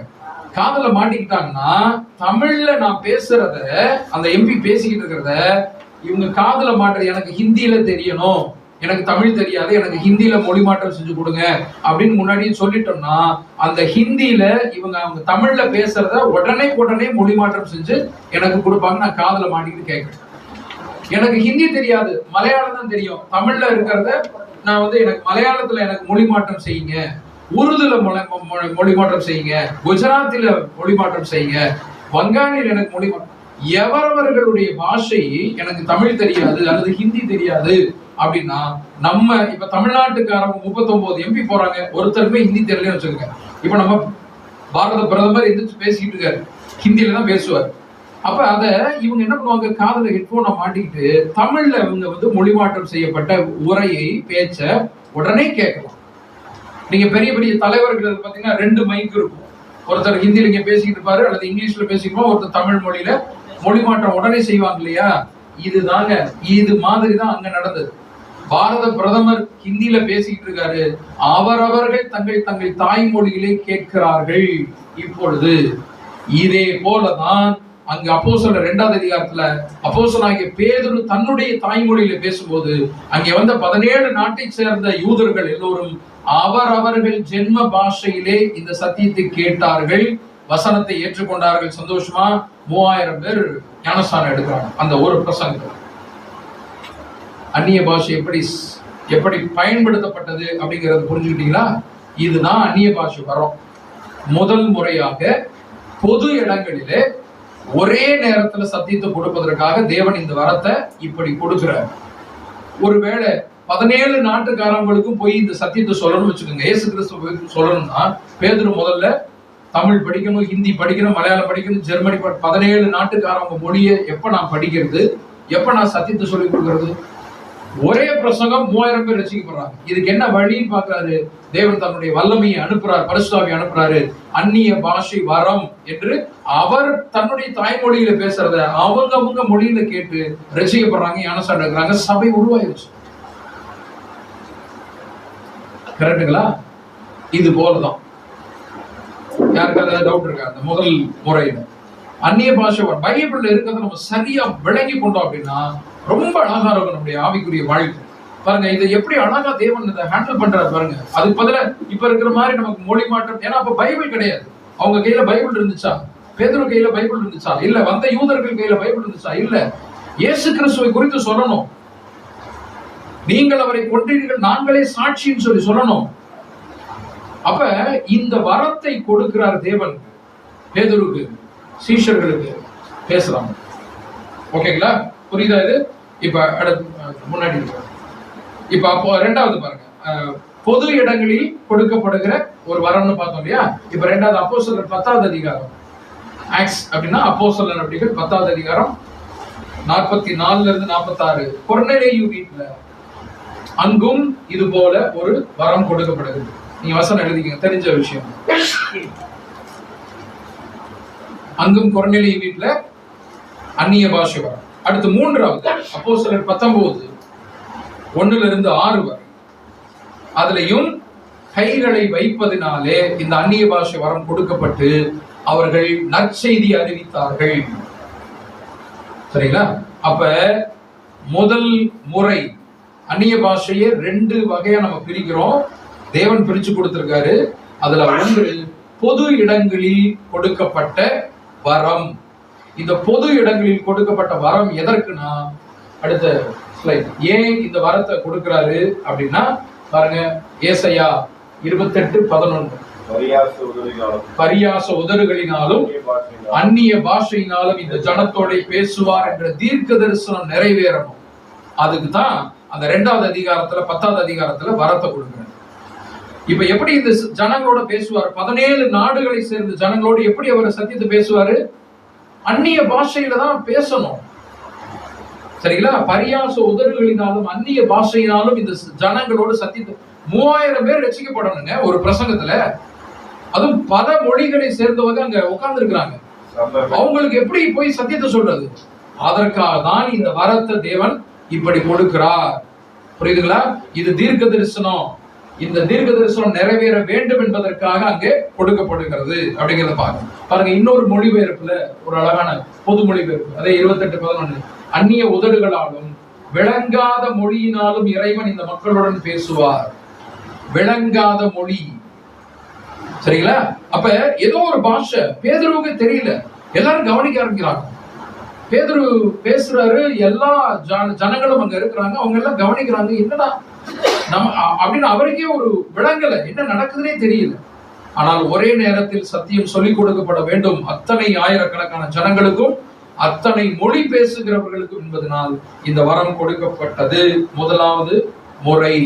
அப்ப ஒருவர் பேச அவரவர்கள் தங்கள் தாய்மொழியிலே கேட்கிற முறை ஒன்று அந்நிய பாஷை வரம். ஓகேங்களா? ஒருவர் பேச அவரவர்கள் தங்கள் தாய்மொழியில இதை அப்படியே கேட்கிறாங்க. எந்த மொழிபெயர்ப்பு கிடையாது, எந்த டெக்னாலஜி, ஹெட்போன் எதுவுமே கிடையாது. இதுதான் தேவனுடைய வல்லமை. இது தேவ வல்லமையினாலே ஒழிய வேற எதாலையும் இது நடக்காது. இன்னைக்கு டெக்னாலஜி வந்துருச்சு, அதனால நம்ம இன்னைக்கு பண்றோம். சுவிட்சை தட்டினா இன்னைக்கு தமிழோ இங்கிலீஷோ என்ன மொழியோ நமக்கு தெரியுது. ஆனால் அப்ப அப்படி கிடையாது, 2000 வருஷத்துக்கு முன்னாடி. அப்ப தேவனுடைய வல்லமையினால இந்த காரியம் நடந்தது. ஒன்று முடிஞ்சிச்சா? 2வது போயிடலாமா? சரி. இப்ப இதுல பெரும் பிரச்சனை இருக்காது. பொது இடங்களிலே சத்தியத்தை அறிவிப்பதற்காக தான் தேவன் இந்த வரத்தை இப்படி பயன்படுத்தினார். இப்ப 2வது சபைகளில் கொடுக்கப்பட்ட வரம். ஒண்ணு பொது இடங்களில் கொடுக்கப்பட்ட வரம், அடுத்து 2வது சபைகளில் கொடுக்கப்பட்ட வரம். இப்ப எல்லாரும் அந்த 1 கொரிந்தியர் 14 எடுத்துக்கலாம். அதுல 1ல இருந்து 40 வரை வசனம் நீங்க நோட் பண்ணிக்கங்க. சில விஷயங்களை மட்டும் நம்ம பார்த்துட்டு முடிப்போம். 1ல இருந்து 40 அந்த அதிகாரம் முழுக்க பொது இடங்களில் கொடுக்கப்பட்ட அந்நிய பாஷை வரம், 2வது சபையிலே கொடுக்கப்பட்ட அந்நிய பாஷை வரம். 2வது வசனத்தை வாசிக்கலாம். 14:2. ஏனெனில் அந்நிய பாஷையிலே பேசுகிறவன் ஆவியினாலே ரகசியங்களை பேசினாலும் அவன் பேசுகிறதை ஒருவனும் அறியாதிருக்கிறபடியினாலே அவன் மனுஷனிடத்தில் பேசாமல் தேவனிடத்தில் பேசுகிறான். ஒன்று. இப்ப அந்நிய பாஷை வரம் என்பது என்ன? வாங்க, அந்நிய பாஷையில் பேசுகிறவன் ஆவியினாலே ரகசியங்களை பேசினாலும் அவன் பேசுகிறதை ஒருவனும் அறியாதிருக்கிறபடினாலே அவன் மனுஷரிடத்தில் பேசாமல் தேவனிடத்தில் பேசுகிறான். அப்ப அந்நிய பாஷை வரம் என்னது? மனிதர்களிடம் பேசுவதற்கு அல்ல, தேவனிடம் பேசுவதற்கு. சரியா? ஏன்னா மனிதர்களிடம் அதை அறியார்கள், தெரிந்து கொள்ளார்கள், தெரிந்து கொள்ள மாட்டாங்க. முதலாவது வரம் நம்ம பார்த்தோம், பேதுரு பேசுறத மனிதர்கள் புரிந்து கொண்டாங்க. கரெக்டா? முதல் முறை. இங்க சபையில ஒருத்தர் பேசுறத, அந்நிய பாஷையில பேசுறத மனிதர்கள் புரிந்து கொள்ள மாட்டாங்க. அதனால தேவனுக்கே வெளிச்சம் அப்படின்னு சொல்ற மாதிரி தேவன் அதை அறிந்து கொள்கிறார், தேவனிடத்திலே பேசுகிறான். சரியா? தேவனிடத்திலே அந்த காரியத்தை அவன் பேசுகிறான் அப்படின்னு சொல்லிட்டு பார்க்கிறோம். ஏன்னா மனிதர்கள்ட்ட அது புரியாது. அப்ப 14:2 மனிதர்களிடம் பேசாமல் தேவனிடம் பேசுகிற ஒரு மொழி, ஒரு வரம் அப்படின்னு சொல்லிட்டு நம்ம பார்க்கிறோம். ரைட், 1. அடுத்து 2வது 14வது அதிகாரம் 14-17 வரை. எண்ணத்தினால் எனில் நான் அந்நிய பாஷையிலே விண்ணப்பம் பண்ணினால் என் ஆவி விண்ணப்பம் பண்ணுமே என்று. நான் அந்நிய பாஷையில பேசுறேன், பேசும்போது நான் எதுல பேசுறேன்? என் ஆவியில் பேசுகிறேன். ஆவி விண்ணப்பம் பண்ணுகிறது. என் கருத்து பயனற்றதா இருக்கும். கருத்து ஏதாவது தெரியுமா? கருத்து பேதுரு பிரசங்கம் பண்ணாரு, அந்நிய பாஷையில பேசினாரு. அப்ப அவருக்கு கருத்து புரிஞ்சுச்சா? கருத்து புரிஞ்சுச்சா? பேதுரு பிரசங்கம் பண்ணார் இல்லையா, அந்நிய பாஷை வரத்தினுடைய முதல் பகுதி. அவருக்கு புரிஞ்சுச்சா? அவருக்கு புரிஞ்சது. ஏன்னா அவர் மொழியில அவர் பேசுறாரு. என் மொழியில நான் பேசுறேன், எனக்கு புரியுது, அதனால நான் பேசுறேன். அது முதல் முறை. இந்த 2வது வகையில நான் பேசுற அந்நிய பாஷை எனக்கு புரியாது, கருத்து புரியாது. ஆவியில நான் பேசுறேன். கரெக்டா? என்ன கருத்துன்னு எனக்கு புரியாது, ஆவியினால் பேசுறேன். அததான் அங்க பாக்குறோம். ஆவியினால் அவன் பேசுகிறான். இப்படி இருக்க செய்ய வேண்டுவது என்ன? சரி, இப்ப என்ன செய்யணும்? கருத்து எனக்கு புரியாது, ஆனா ஆவியில நான் பேசுறேன். இப்படி இருக்க நான் என்ன செய்யணும்? நான் ஆவியோடும் விண்ணப்பம் பண்ணுவேன், கருத்தோடும் விண்ணப்பம் பண்ணுவேன். நான் ஆவியோடும் பாடுவேன், கருத்தோடும் பாடுவேன். இல்லாவிட்டால் நீ ஆவியோடு ஸ்தோத்திரம் பண்ணும்போது. அப்ப ஆவியோடும் பண்ணணும், கருத்தோடும் பண்ணணுமே அப்படின்னு சொல்றாரு. முதல்ல அந்நிய பாஷை வரும், 2வது வகை நம்ம பார்த்துக்கிட்டு இருக்கோம். 2வது வகையில ஆவியில நான் பேசுறேன், கருத்து எனக்கு தெரியாது. கரெக்டா? முதல் வசனத்துல அங்க பார்த்தோம், 14வது வசனத்துல கருத்து பயன் இல்லாம இருக்கும் அப்படின்னு. ஆனா நான் என்ன செய்யணும்? ஆவியோடும் பேசணும், கருத்தோடும் பேசணுமே அப்படின்னு பவுல் சொல்ற. அப்படின்னா அந்நிய பாஷை சப்போர்ட் பண்றாரா இல்ல கொஞ்சம் இறக்குற மாதிரி இருக்குதா? சப்போர்ட் பண்ணி தான் பேசுறேன். 15வது வசனத்துல நல்லா கவனிக்கணும். என்ன கவனிக்கணும் நீங்க, இல்லைன்னா புரியாது.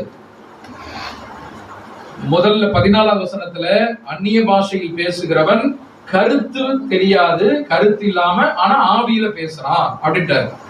15வது வசனத்துல ஆனா என்ன செய்யணும் தெரியுமா? ஆவியோடு பேசணுமே, கருத்தோடு பேசணுமே அப்படின்னு சொல்றாருன்னா அப்ப அந்நிய பாஷையை இன்னும் தூக்குறாரா இப்ப கொஞ்சம் இறக்குறாரா? இன்னும் தூக்குறாரோ? ஆவியில பேசுறீங்க ஆனா கருத்து இல்லாம பேசுறீங்க அந்நிய பாஷைன்னு சொல்லிட்டு அடுத்த வசனத்துல சொல்றாரு அப்படி பேசக்கூடாது, ஆவியோடு பேசணும், கருத்தோடு பேசணுமே அப்படின்னு சொன்னாருன்னா அந்நிய பாஷை இன்னும் கொஞ்சம் இறக்குறாரு. சரியா? நீங்க அப்படி நினைக்கிறீங்க, அது இல்ல.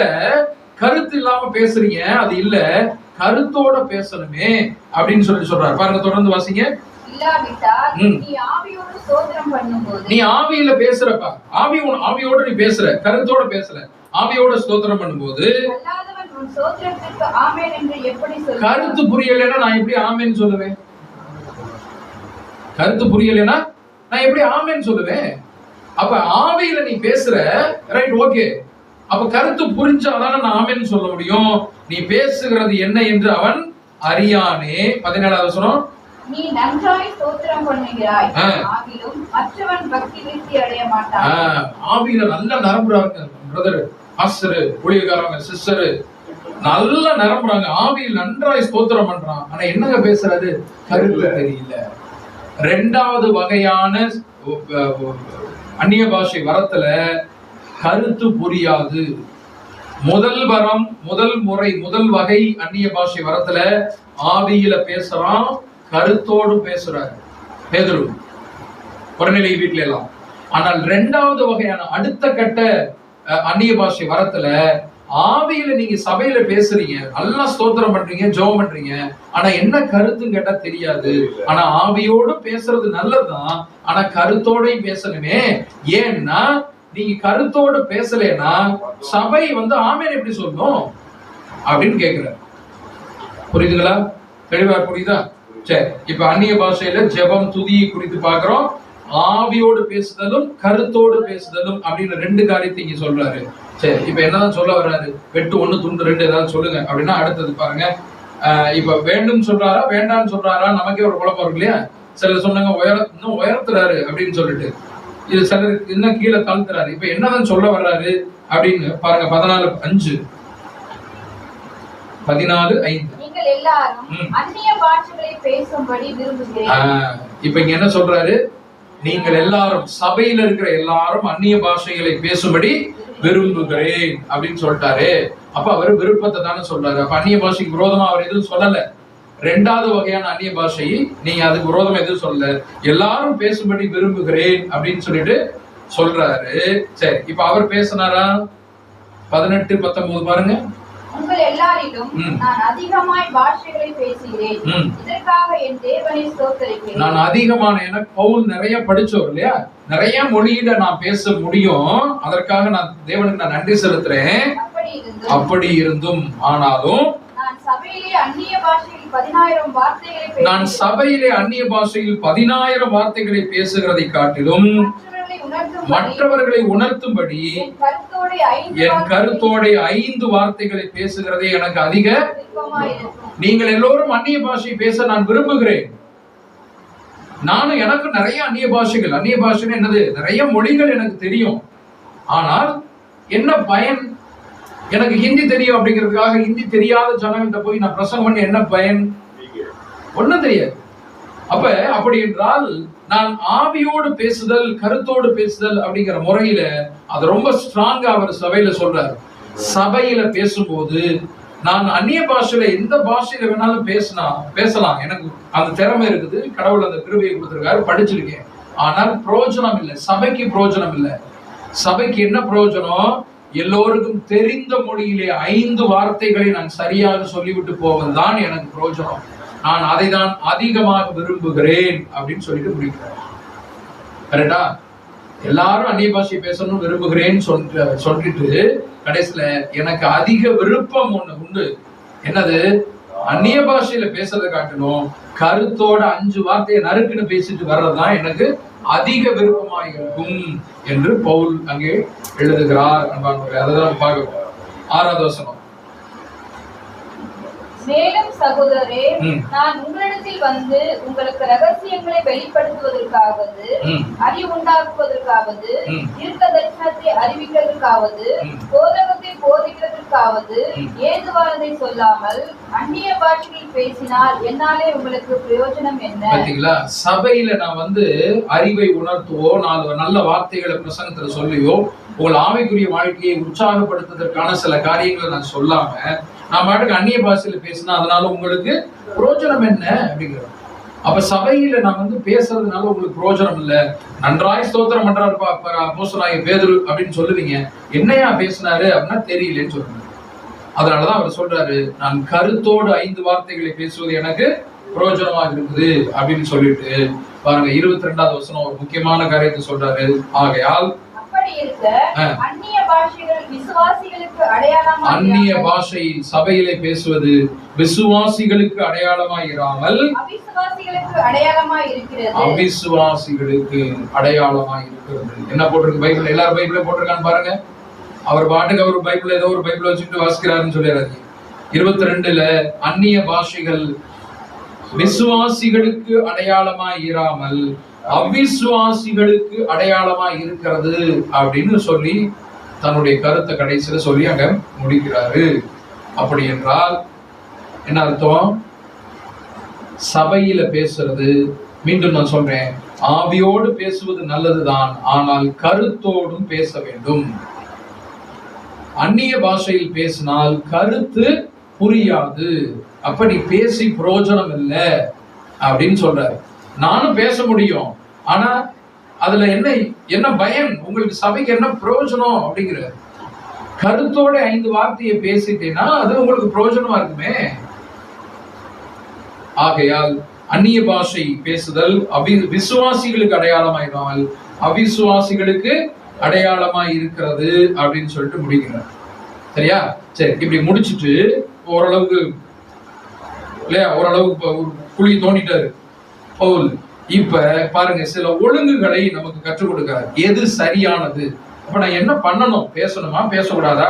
நான் ஜெபம் தானே பண்றேன், ஸ்தோத்திரம் தானே பண்றேன், பண்ணலாமா பண்ணக்கூடாதா அப்படின்னா சில ஒழுங்குகளை நம்ம ஒரு 7 ஒழுங்குகள் இருக்கு, அதை பார்த்தோம்னா இந்த வரத்தை குறித்த தெளிவு நமக்கு புரிஞ்சிடும். சரி, 14:40 வாசிக்கலாம்.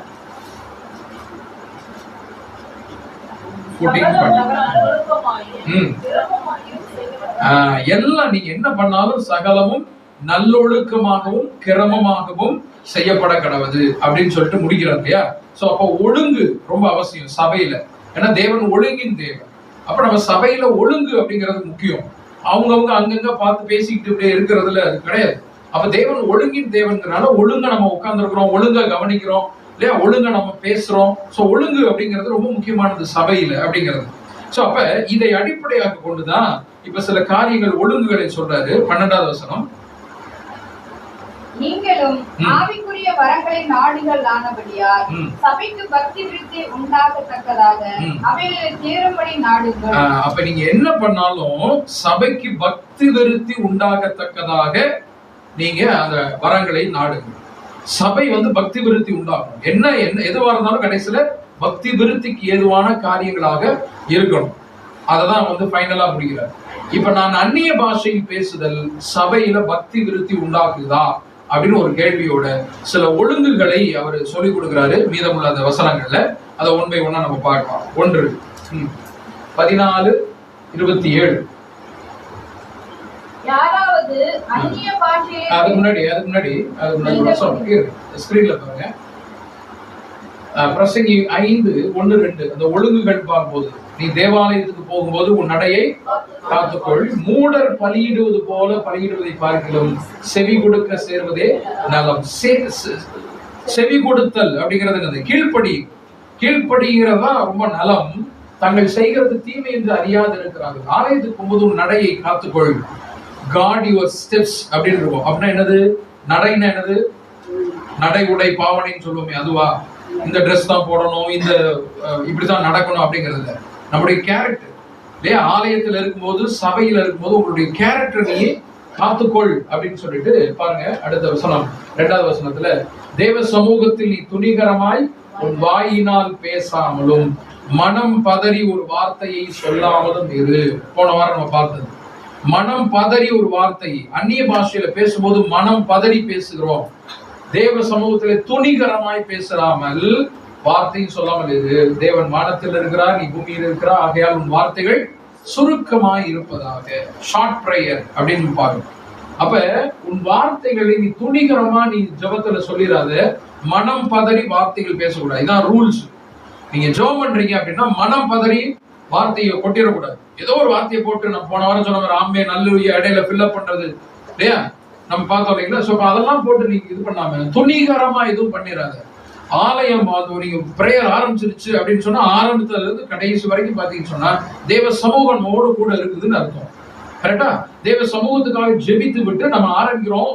கூடுகை இறுதி வரை அந்த பிரசன்னம், அந்த கூடுகை, அந்த ஒழுங்கு கரெக்டா அப்படியே நமக்கு இருக்கணும். சரியா? பேசி முடிச்சுட்டு நீங்க அதுக்கப்புறம் கேக் வெட்டுறது, பிறந்த நாள் கேக் வெட்டுறது, அதெல்லாம் கடைசியில ஜெபம் பண்ண. அதனால இப்ப நானே ஜெபம் பண்ண ஆரம்பிச்சிடும்.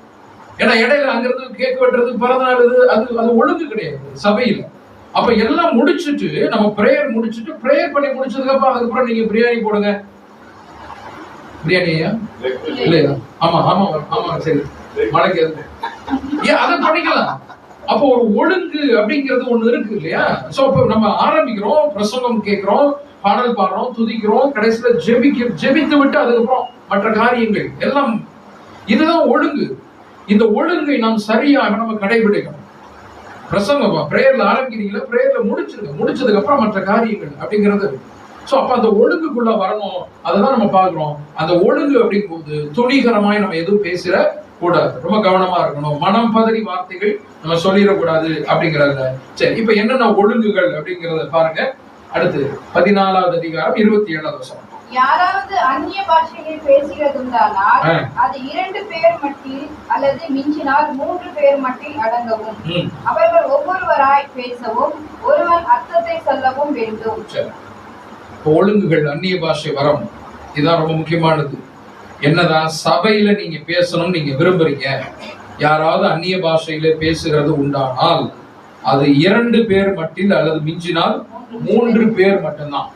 இங்கிலீஷ் பைபிள் நீங்க பாத்தீங்கன்னா not more then 2 or 3 at a time இருக்கும். ஒரே நேரத்துல 2 பேரு இல்லைன்னா அதிகபட்சம் 3 பேர் தான் பேசணுமா ஒரே நேரத்துல. சபையில எப்படி பேசுவோம், பேசப்படுகிறது, எல்லாரும் பேசுறோம். மைக்கு போதகர்ல இருந்து ஆரம்பிச்சு கடைநிலை ஊழியர் வரைக்கும் எல்லாரும் பேசுதல்ங்கிறது தவறான முறை என்று பைபிள்ல இருக்குது. மிஞ்சி அதிக அந்த வசனம் பாத்தீங்கன்னா யாராவது அந்நிய பாஷை பேசுகிறது உண்டால் 2 பேர் மட்டும் அல்லது மிஞ்சினால் 3 பேர். 2 பேர் தான் பேசணும், மிஞ்சினால் மேக்சிமம். அப்படி இல்லைன்னா அதிகபட்சம் நீங்க 3 பேர் தான் பேசணுமா. சரிங்களா? 2 பேர் அல்லது மிஞ்சினால் 3 பேர் மட்டும் பேச வேண்டும். முதலாவது ரூல், ஒழுங்கு. அப்ப ஒட்டுமொத்த சபையும் பேசுவது என்பது சரியா தவறா என்பதை உங்களுடைய யோசனை வேண்டும். மேக்சிமம் 3 பேர் தான் அப்படின்னு சொல்லிட்டாரு சபையில. முதலாவது ஒழுங்கு. சரிங்களா? எல்லோரும் பேசுதல் அப்படிங்கிறது இல்லை, அங்கு சொல்லப்படல. அதை விட்டுட்டு நம்ம ஆவியில் நிரம்புறோம் சொல்லிட்டு கத்துறது, குதிக்கிறது, கீழே இருக்கிற பைபிள்லாம் மிதிக்கிறது, இதெல்லாம் சர்வசாதாரணமா நிறைய நீங்க வலைகள் பாத்தீங்கன்னா யூடியூப்ல எல்லாம் சாதாரணமா நீங்க போட்டு கேவலப்படுத்திட்டு இருக்காங்க. நம்ம பண்ற சேட்டைகள் எல்லாம் நம்ம அறியாம பைபிள் கீழே இருக்குங்கிறது தெரியாம நம்ம மிதிச்சிருவோம் இல்லையா? அப்ப அதெல்லாம் கூட நீங்க பாத்தீங்கன்னா அதெல்லாம் இல்லையா, பைபிளை மிதிச்சுட்டு நீ ஆராதிக்கிற முறை வந்து சரியா அப்படின்னு அன்னைக்கு ஒரு வீடியோ கேள்வி கேட்டிருக்காங்க. கரெக்டான கேள்வி. பைபிள் கீழே போட்டிருக்கீங்க, கீழே வச்சுட்டீங்க, நீங்க வந்து ஆவியில நிரம்புறீங்க. அதிலும் குறிப்பாக ஆவியில அதிகமாக நிரம்புகிறவர்கள் யாரு அப்படின்னா பெண்கள் தான். அது ஏன் அப்படின்னு தெரியல. ஆண்களுக்கு ஆவியில் நிரம்புகிற பெண்கள் வரமாட்டேங்குது. பெண்கள் ஆவியில பெண்கள் எப்படி இருக்க வேண்டும் அப்படின்னு சொன்னாங்க. சபையிலுமே இந்த பகுதியில பார்க்கும்போது ஆண்கள் சபையில கம்மியா தான் ஆவாங்க, பெண்கள் தான் அதிகமா ஆர்வத்தோட அவங்க அபிஷேகத்துல. அதுதான் சொல்றேன், அபிஷேகம் ஏன் பெண்கள் சரியா? பலவீனமான பாத்திரம். பெண்கள் உலகத்துல நம்ம சயின்ஸ் படி பார்த்தோம்னா ஆண்களை காட்டிலும் பலவீனமான பாத்திரம், மிக எளிமையாக உணர்ச்சி வசப்படுகிறவர்கள். சரிங்களா? சயின்ஸ் படி பார்த்தோம்னா மிக எளிமையாக உணர்ச்சி வசப்படுறவங்க. அப்ப ஆண்கள் நீங்க போட்டு தலையில வச்சு நிரப்பி புடிச்சு தள்ளி பாருங்க, நிரம்ப மாட்டாங்க. என்னடா புடிச்சு தள்ளுறாரு அப்படின்னு. பெண்கள் பக்கத்துல அப்படி போனாலே உசுனாலே போச்சு, புடிச்சு வச்சு எல்லாம் பொத்து பொத்துன்னு விழுந்துடுறாங்க. நம்ம தான் பாக்குறோமே நிறைய டிவி இதுல எல்லாம். அப்ப ஏன்னா அந்த பலவீனமான அந்த உள்ளம், அந்த இது நிலை இருக்கு சரீரத்துல சரி உள்ளத்துல இருக்கிறனால பொதுவாக இந்த நிலை வந்து அப்படி வருகிறது. அப்ப அதுக்கு ஏற்ற மாதிரி உடுக்கை, அது என்னது பேண்ட் அடிச்சு உச்ச ஸ்தாயில கொண்டு போகும்போது மாரிமா கோயில் அந்த வீடியோ எடுத்துட்டு வரலாம்னு நினைச்சேன். சரி, ரொம்ப அசிங்கப்படுத்து ஏன்னா பாவம் அப்படின்னு சொல்லிட்டு அந்த வீடியோ இந்த வீடியோ பாருங்க. அப்படியே அப்படியே அப்படியே ஆட இருப்பாங்க. அப்படியே அங்க நிப்பாட்டிட்டு இங்க நம்ம பார்த்தோம்னா அங்க வெளியில இருக்கும், இங்க ரூம்குள்ள இருக்கும். வேற ஒரு வித்தியாசம் இருக்கு. இங்க அப்படி அடிக்க அடிக்க அடிக்க அதுக்கு ஏற்ற மாதிரி பிச்சை ஸ்தாயில பாட பாட பாட பாட அப்படியே ஆட ஆரம்பிச்சு துணி விலகிறது, பைபிள்ல மிதிக்கிறது எதுவுமே தெரியாம அப்படியே. அப்ப என்ன என்ன ஒரு காலகட்டத்துக்குள்ளாக வந்துருச்சு பாருங்க கிறிஸ்தவம் அப்படிங்கிறது. சரியா? அப்ப பரிசுத்த ஆவியினாலே நீங்கள் பலனடைந்து அப்படின்னு சொல்றாருடைய கீழே விழுந்துடலாம். கேட்டா ஆவியில நிரம்பிட்டோம் அப்படின்னு கீழே ஆவியில நிரம்பினா நீ பலனடைவீன்னு ஆண்டவர் சொல்லியிருக்காரு. பரிசுத்த ஆவி உங்களுக்கு வரும்போது நீங்கள் பலனடைவீர்கள் தான் சொல்லப்பட்டிருக்கு. இன்னும் பலனடைஞ்சு என்னது சிம்சோனை போல தூணை உடைக்கிற மாதிரி கோலியாத்தை அடிச்சு நொறுக்கிற மாதிரி ஒரு பலன் வந்தாதான் ஆவியில நிரம்பி இருக்கிறா இருக்கும். பொத்து பொத்துன்னு விழுந்தீங்கன்னா அது எப்படி பலனடைவீர்கள் அப்படிங்கிற ஒரு விஷயம் இருக்குது. அப்ப இதெல்லாம் வந்து நீங்க பாத்தீங்கன்னா அப்ப ஆவியில் நிரம்புதல் என்கிறது அதை நம்ம தவறாக புரிந்து கொண்ட ஒரு மனநிலையை நம்ம அங்க பார்க்கிறோம். அன்பானவர்களே, 14:34 பாருங்க. அடுத்த ரூல் சபைகளில் உங்கள் ஸ்திரீகள் பேசாமல் இருக்க கிடவர்கள். அவ்வளவுதான். இங்கிலீஷ்ல ஒரு வார்த்தை போட்டிருக்கோம், கீப் குவைட். ஹalleluya. அவங்க வீட்டுல வரல இன்னைக்கு சவுண்ட் கீப் குவைட் அப்படின்னா என்ன அர்த்தம்னா, சபைகளிலே உங்கள் ஸ்திரீகள் பேசாமல் இருக்க கடவர்கள், பேசும்படிக்கு அவர்களுக்கு உத்தரவில்லை, அவர்கள் அமர்ந்திருக்க வேண்டும். வேதமும் அப்படியே சொல்லுகிறது, பழைய ஏற்பாட்டிலே அப்படிதான் சொல்லப்படுகிறது அப்படிங்கிற ஒரு விஷயத்தை நம்ம பார்க்கிறோம். இரண்டாவது. அடுத்து மூன்றாவது 14:23. சபையார் எல்லாரும் ஏகமாய் கூடி வந்து, மொத்தமா 2 பேர் இல்லைன்னா 3 பேர் தான் அதிகபட்சம் பேசணும் அப்படின்னு சொல்றாரு. ஆனா அப்படி இல்லாம சபையார் எல்லாரும் ஏகமாய் கூடி வந்து பேசுனீங்கன்னா எல்லாரும் அந்நிய பாஷையிலே பேசி, எல்லாரும் இப்ப அந்நிய பாஷை பேச ஆரம்பிச்சோம் வச்சுக்கோங்களேன், இந்த ரூம்ல அந்நிய பாஷைகளை பேசுகிறவர்களாக இருந்தால், கல்லாதவர்கள் படிக்காதவர்களாவது, அவிசுவாசிகள் கிறிஸ்தவம் அல்லாத வேற யாராவது உள்ளே பிரவேசிக்க வேணாம். அப்படி ரோட்ல அப்படி நடந்தாலே பைத்தியம் பிடித்தவர்கள் என்பார்கள் அல்லவா?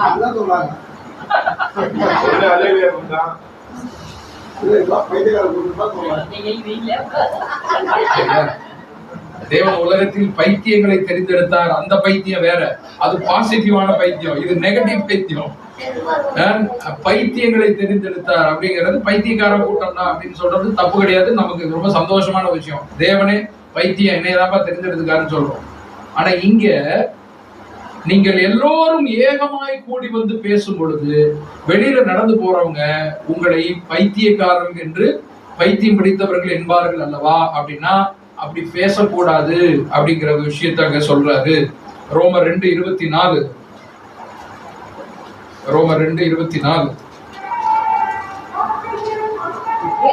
எழுதியிருக்கிறபடி தேவனுடைய நாமம் தேவனுடைய நாமம் புறஜாதிகளுக்குள்ளே உங்கள் மூலமாய் தூஷிக்கப்படுகிறது. வெளியில வந்தவங்க பாக்குறவங்க எல்லாரும் மற்றவர்கள் புறஜாதியை சேர்ந்தவங்கலாம் உள்ள ஒரு அமைதலாக பாட்டு பாடி, ஒரு அமைதலான ஒரு பிரசனம், ஒரு அன்பு காட்டுகிற நிலை அப்படி இருந்தா தெருவில் போறவங்க உள்ள வருவாங்க. சமாதானத்தினுடைய சுவிசேஷங்கள், நற்செய்திகள், அன்பு, கிறிஸ்துவனுடைய அன்பு, அமைதலான ஒரு பழைய பாடல்கள், இதை நீங்க பாடி பாருங்க. உள்ள ஆகா, ஈவினிங் சாயந்தரமான அல்லது காலையில ஆனா நல்லா இருக்குங்க இந்த சர்ச்சில் இருந்து பாட்டு சவுண்ட் அப்படி இருக்கும். அதை விட்டுட்டு நம்ம ட்ரம் அடிக்க பீட் ஏத்தி உற்சாகமா கத்த வெளியில போறவங்க எல்லாம் அப்படியே ஓடி போயிடுவாங்க. வரணும்னு நினைக்கிறவங்க எல்லாம் அப்படியே ஓடி போயிடுவாங்க. நடக்குதா இல்லையா? ஏன் இந்த நிலைமை? அப்ப உள்ள வர வைக்கக்கூடிய வேலையை தான் நம்ம செய்யணும். பயமுறுத்தி வச்சிருக்கோம் எல்லாரும். பெந்தகோஸ்தேக்காரனுக்கு வீடு கொடுக்காதேன்னு இல்ல, இப்ப எல்லாமே கீபோர்டு மாறி போச்சு. வீடு கீபோர்டு மாறி போச்சு, எல்லாமே கீபோர்டு வந்துச்சு.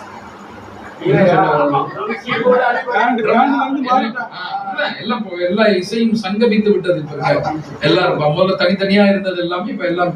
அப்ப நம்ம சரியாக நம்ம புரிந்து கொள்ள வேண்டும்.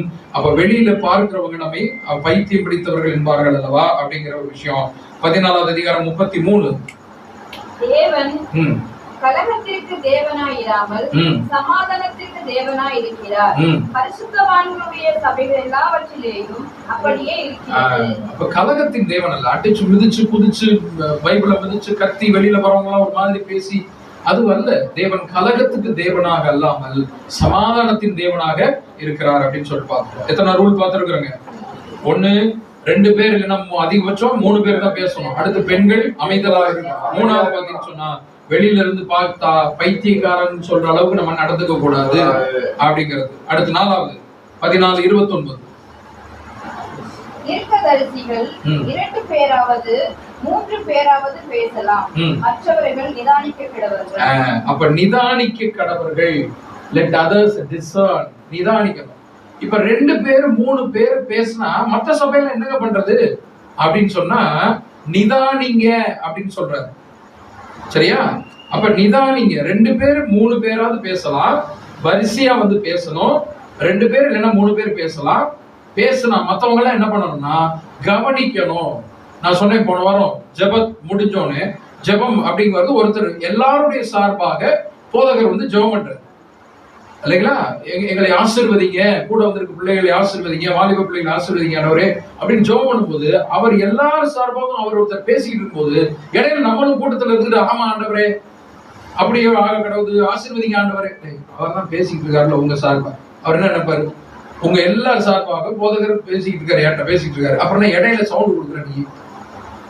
கரெக்டா? அப்ப நம்ம நிதானிக்கணும் அப்படின்னு பார்த்தோம் இல்லைங்களா, கவனிக்கணும் அப்படின்னு சொல்லி நம்ம சார்பா அவர் பேசுறாரு, ஜெபம் பண்றாரு. அது போலதான் 2 பேர் அல்லது 3 பேர் பேசும்போது மொத்த சபையும் நிதானிக்க வேண்டும். சரிங்களா? உங்களுக்கு ஆங்கிலத்திலையும் போட்டிருக்கேன், அதனால தமிழ்ல உங்களுக்கு பைபிள்ல இருக்கும். டிசர்னிங் த ஸ்பிரிட் அப்படின்னு என்னது? கவனிக்கணும், என்ன பேசுறாங்க, எது சரியா தவறா எது அப்படிங்கறத கவனிக்கணும் அப்படிங்கிறது. இவாலுவேட்ங்கிற ஒரு வார்த்தை கொடுத்துருக்காங்க, ஜட்ஜ்னு ஒரு வார்த்தை கொடுத்துருக்காங்க. சரிங்களா? கவனிக்கணும், என்ன சொல்றாங்க, சரியா பேசுறாங்களா தப்பா பேசுறாங்களா அந்நிய பாஷையில அர்த்தத்தை அப்படின்னு சொல்லி. சரி, 4வதா, அடுத்த 5வது 14:10. உலகத்திலேயே எத்தனையோ விதமான பாஷைகள் உண்டாயிருக்கிறது, அவைகள் ஒன்றும் அர்த்தமில்லாததல்ல. அப்ப பாஷை நீங்க பேசுனீங்கன்னா அர்த்தம் இல்லாம ஏதாவது பாஷை இருக்குமா அப்படின்னு ஒரு கேள்வி கேட்கிறாரு. ஒரு லாங்குவேஜ், ஒரு மொழி பேசுறீங்க, உலகத்துல எத்தனையோ மொழி இருக்குது, ஆனா அர்த்தம் இல்லாம ஏதாவது ஒரு மொழி இருக்குதா? சென்னை மொழின்னு பேசுறோம், ஆனா அதுக்கு ஒரு அர்த்தம் இருக்குது. கோயம்புத்தூர் மொழின்னு பேசுறோம், அதுக்கு ஒரு அர்த்தம் இருக்குது. அப்ப மொழின்னு நீங்க பேசுனீங்கன்னா அர்த்தம் இருக்கணும். எதுக்கு மொழி நம்ம பயன்படுத்தப்படுகிறது? ஒரு விஷயத்தை கம்யூனிகேட் பண்றது இல்லையா, ஒரு விஷயத்தை தெளிவுபடுத்துறதுக்காக தான் மொழி. அப்ப நீங்க தெளிவுபடுத்தாம, புரியப்படுத்தாம நீங்க ஒரு மொழியை நீங்க பேசுனீங்கன்னா அது எப்படி மொழியாகும் கேட்கிறார். அதான் உலகத்தில் எத்தனையோ விதமான பாஷைகள் உண்டாயிருக்குது, அவைகளில் ஒன்றும் அர்த்தம் இல்லாதது அல்லவே அப்படின்னு சொல்லிட்டு இப்ப பாருங்க 14:5. நீங்கள் எல்லாரும் அந்நிய பாஷைகளை பேசும்படி விரும்புகிறேன். ஆகிலும் அந்நிய பாஷைகளில் பேசுகிறவன் சபைக்கு பக்தி விருத்தி உண்டாகும்படிக்கு அர்த்தத்தையும் சொல்லாவிட்டால். அப்ப இங்கதான் சொல்றாரு, மொழின்னு வந்தா அர்த்தம் இல்லாம எப்படி இருக்கும் அப்படின்னு அங்க கேட்டவர், 10வது வசனத்துல கேட்டவரு. இப்ப இங்க 5வது வசனத்துல சொல்றாரு, அந்நிய பாஷைகளில் பேசுகிறவன் சபைக்கு பக்தி விருத்தி உண்டாகும்படி அர்த்தத்தையும் சொல்ல வேண்டும். அப்படி சொல்லலைன்னா தீர்க்க தரிசனம் சொல்லலாம், அவனிலும் மேன்மை உள்ளவன். அப்ப அந்நிய பாஷையில 2 பேர் 3 பேர் பேசலாம், அதிகபட்சம் பேசுறவங்க அர்த்தத்தையும் சொல்லணும். அடுத்த ரூல், அர்த்தம் சொல்லுங்க. இப்ப பாருங்க 27வது வசனம். யாராவது அந்நிய பாஷையை பேசுகிறதுண்டானால் அது 2 பேர் மட்டில் அல்லது மிஞ்சினால் 3 பேர் மட்டில் அடங்கவும். 2 பேர் இல்லைன்னா அதிகபட்சம் 3 பேரு. இப்ப அடுத்து அவர்கள் ஒவ்வொருவராய், அந்த 2 பேரோ 3 பேரோ ஒவ்வொருவராய் பேசணும். ஒருத்தர் பேசி முடிச்சோன்னு அடுத்து இன்னொருத்தர் பேசணும். 2 பேர் பேசி முடிச்சிட்டாங்களா, அவ்வளவுதான். அடுத்து இல்லைன்னா அதிகபட்சம் ஏதாவது ஒரு காரியத்தை தேவன் வெளிப்படுத்துறாரு, 3வது ஒரு நபர், அவ்வளவுதான், அதுக்கு மேல பேசக்கூடாது. இப்ப 3 பேர் பேசிட்டாங்கன்னா அடுத்து என்ன பண்ணணுமா? அர்த்தத்தை சொல்லவும், அவர்கள் ஒவ்வொருவராய் பேசவும் ஒருவன் அர்த்தத்தையும் சொல்ல வேண்டும். அன்பான சகோதரர் சொல்லி, அந்நிய பாஷையில பேசுறது அப்படிங்கிற ஒரு விஷயம் இருந்தாலும் அர்த்தம் என்கிற ஒரு காரியத்தை பைபிள்ல ரொம்ப அதிகமாக நம்ம வாசிக்கிறோம். அர்த்தத்தை சொல்லணும், மீனிங் சொல்லணும். அந்நிய பாஷையில பேசுனீங்கன்னா அதுக்கான அர்த்தத்தை சொல்லணும் அப்படிங்கிற ஒரு விஷயம். பெந்தெகோஸ்தே நாள்ல பேசுறாரு பேதுரு, அந்த அர்த்தம் புரியுது, எல்லாருக்கும் புரியுது. அவர்கள் எல்லோரும் புரிந்து கொண்டார்கள். அதனாலதான் 3000 பேர் இன்னைக்கு ரட்சிக்கப்பட்டு ஞானஸ்தானம் எடுக்கிறாங்க அப்படிங்கறத நம்ம பார்க்கணும் இல்லையா. அப்ப அர்த்தம் சொல்லல அப்படின்னு சொன்னா அவங்களுக்கு பிரயோஜனம் இருக்கு. பேதுரு பாட்டுக்கு ஏதாவது பேசிக்கிட்டே இருந்தாருன்னா அவங்களுக்கு புரியாது. சரியா, என்னமோ பேசுறாருப்பா அப்படின்னா அவங்க கூட்டம் கலைஞ்சு போயிருக்கும். ஆனா ஒரே நேரத்துல சத்தியத்தை சொல்றதுனால அவர்கள் அந்த கிருபை வரத்த தேவன் அவர்களுக்கு பேதுருவுக்கு விசேஷமாக கொடுத்தார் அப்படிங்கிறாங்க. அப்ப அர்த்தம் கண்டிப்பா சொல்லணும் அப்படிங்கிற ஒரு விஷயத்த நம்ம பார்க்கணும். ரைட்டா? அடுத்து கடைசியாக 14-13. அந்தபடி அந்நிய பாஷையில் பேசுகிறவன் அதன் அர்த்தத்தையும் சொல்லத்தக்கதாக விண்ணப்பம் பண்ணக்கிடவன். அர்த்தத்தையும் சொல்லத்தக்கதாக விண்ணப்பம் பண்ணணும். எனக்கு ஒருவேளை அந்நிய பாஷை வரம்பு இருக்குதுன்னா அர்த்தத்தையும் நான் சொல்லணும், ஆண்டவரே எனக்கு அந்த கிருபையை தாங்கன்னு சொல்லிட்டு கேட்கணும். சரியா? அர்த்தம் கண்டிப்பாக பேசி சொல்ல வேண்டும் அப்படிங்கிற விஷயத்தை நம்ம அங்க பார்க்கிறோம். அர்த்தத்தை கண்டிப்பாக சொல்ல வேண்டும் அப்படிங்கிற ஒரு விஷயம். சரியா? 28. அர்த்தம் சொல்லுகிறவன் இல்ல, ஒருவேளை அர்த்தம் சொல்லுகிறவன் சபையில இல்லங்க, சபையில பேசக்கூடாது. அர்த்தம் சொல்லுகிறவன் இல்லை என்றால் சபையிலே பேச கூடாது. அவ்வளவுதான், முடிஞ்சு போச்சு. அந்நிய பாஷையில பேசுறீங்களா, அர்த்தம் சொல்ல. 2 பேர் இல்லைன்னா அதிகபட்சம் மிஞ்சினால் 3 பேர் தான் பேசணும். ஒவ்வொருவரா பேசணும். பேசி முடிச்சோன்னு அவர் பேசுனது இதுதான் அர்த்தம் அப்படின்னு ஒருத்தர் அர்த்தத்தை சொல்லணும். அர்த்தம் சொல்றவங்க இல்லைன்னா சபையில அந்நிய பாஷை பேசாதீங்க. தனக்கும் தேவனுக்கும் தெரிய நீ வீட்டுல போய் நின்று பேசிக்க, சபையில பேசாத. புரியுதுங்களா? அர்த்தம் தெரிய ஜெபிக்கணும், அப்படி இல்லைன்னா பேசாதீங்க அப்படிங்கிற ஒரு விஷயத்த நம்ம பாருங்க. ஓகேயா? சரி, இப்ப இதுதான் ஒழுங்குகள். என்னென்ன ஒழுங்குகள் பார்த்தோம்? 1, எத்தனை பேர் பேசலாம்? 2 பேர், அதிகபட்சம் மிஞ்சினால் 3 பேர் தான் பேசணும். அடுத்து பெண்கள் அமைதலா இருக்கணும். 3வது பைத்தியம் என்று நினைக்கிற அளவுக்கு நம்ம நடந்துக்க கூடாது. 3வது அதான் கிரேசி அப்படின்னு இருக்கும். 4வது நிதானிக்கணும். ஒருத்தர் 2 பேர் 3 பேர் பேசும்போது மற்றவர்கள் எல்லாம் சபை நிதானிக்க வேண்டும். அதான் 4வது. 5வது அர்த்தம் சொல்லணும், இன்டர்பிரேஷன், அர்த்தம் சொல்லணும். இப்ப நம்ம ஹெட்போன் வச்சு பார்த்தோம், பார்லிமெண்ட்ல உலக மீட்டிங்ல நடக்கும்போது அவங்க ஹெட்போன் மாட்டிக்குவாங்க, அர்த்தம் சொல்லுவாங்க. என்ன அவர் பேசுறாரு, நம்ம பிரைம் மினிஸ்டர் என்ன பேசுறாரு, அமெரிக்க ஜனாதிபதிக்கு ஹிந்தி தெரியாது, அவர் காதுல மாட்டிக்குவார். அவர் பிரைம் மினிஸ்டர், நம்ம பிரைம் மினிஸ்டர் பேசும்போது அர்த்தம் சொல்றோம். அர்த்தம் சொல்லலைன்னா என்ன பேசுறேன்னு தெரியாது. அடுத்து இவர் என்ன பேசுறாரு தெரியாது, அவர் என்ன பேசுறாரு தெரியாது. 2 பேரும் போட்டோ கை கொடுத்துட்டு போயிட்டே இருப்பாங்க. அப்ப அர்த்தம் சொல்லுதல்ங்கிறது ரொம்ப முக்கியம் அப்படிங்கறத பார்க்கணும். 6வது அர்த்தம் சொல்லுகிறவன் இல்லாவிட்டால் சபையில் டோன்ட்னா பேசாது. சரியா? சபையில பேசாது. அடுத்து கடைசியா 7வது 13வது அதிகாரம் 8ல இருந்து 10 வரை. அன்பு ஒரு காலம் ஒழியாது, தீர்க்க தரிசனங்களானாலும் ஒழிந்து போ, அந்நிய பாஷைகளானாலும் ஒழிந்து போ, அறிவானாலும் ஒழிந்து போ. நம்முடைய அறிவு குறை உள்ளது, நாம் தீர்க்க தரிசனம் சொல்லுதலும் குறை உள்ளது. நிறைவானது வரும்போது குறைவானது ஒழிந்து போ. இப்ப அந்நிய பாஷை ஓய்ந்து போகும் அப்படின்னு ஒரு வார்த்தை இங்க பைபிள்ல எழுதப்பட்டது. அந்நிய பாஷை ஓய்ந்து போகும். இப்ப முதலாவது வகை அந்நிய பாஷை இப்ப இருக்குதா? பேதுரு பேசின அந்த முதலாவது வகை அந்நிய பாஷை என்னது? ஒருத்தர் பேச மற்றவர்கள் அவரவர்கள் தாய்மொழியில புரிந்து கொள்ளுது. சரியா? அந்த பாஷை இப்ப இருக்குதா? இல்ல. ஏன் இல்ல? இப்ப ஏன் இல்ல? நிறைவானது வரும்பொழுது குறைவானது ஒளிந்து போகும். அப்ப 17 நாடுகளை சேர்ந்தவர்கள் அவர்கள் மொழியில பைபிள் இல்ல. இப்ப எல்லா நாட்டு மொழியிலையும் நமக்கு பைபிள் வந்துருச்சு. ஒரு பிரசங்கத்தை ஒருத்தர் பேசுறாருன்னா இந்த வசனம் லூக்கா அப்படின்னா லூக்குன்னு இங்கிலீஷ்ல பார்த்து அவங்க எந்த வசனம்னு எடுத்துக்கலாம் இல்லைங்களா? தமிழ்ல இருக்குது, இங்கிலீஷ்ல இருக்கு, நம்ம புரிந்து கொள்ளலாம். இப்ப நிறைய டெக்னாலஜி வந்திருக்கு. அதனால நீங்க வந்து அந்த அந்த வரம் தேவையில்லை. நம்ம பார்த்தோம், ஹெட்போனை மாட்டிக்கிறாங்க, 500 பேர் உட்கார்ந்து இருக்கிறாங்க, 500 மொழி பேசுறவங்கன்னு வச்சுக்கோங்களேன். ஹிந்தியில நம்ம பிரதம மந்திரி பேசுறாரு, 500 மொழிகளை சேர்ந்தவர்களும் உடனுக்குடனே டிரான்ஸ்லேட் பண்ணி மொழி மாற்றம் செய்யப்பட்டு அவங்க கேட்கலாம். அந்த அளவுக்கு டெக்னாலஜி வந்துருச்சு, இப்ப தொழில்நுட்பம் பெருகிருச்சு. இப்ப அந்த வரம் தேவையில்லை. அதனாலதான் அங்க சொல்றாரு அந்நிய பாஷை ஓய்ந்து போகும். சரிங்களா? சீஸ் அப்படின்னா ஒளிந்து போகும், கொஞ்சம் கொஞ்சமா டிம் ஆயிரும். அதான் ஓய்ந்து போதல்.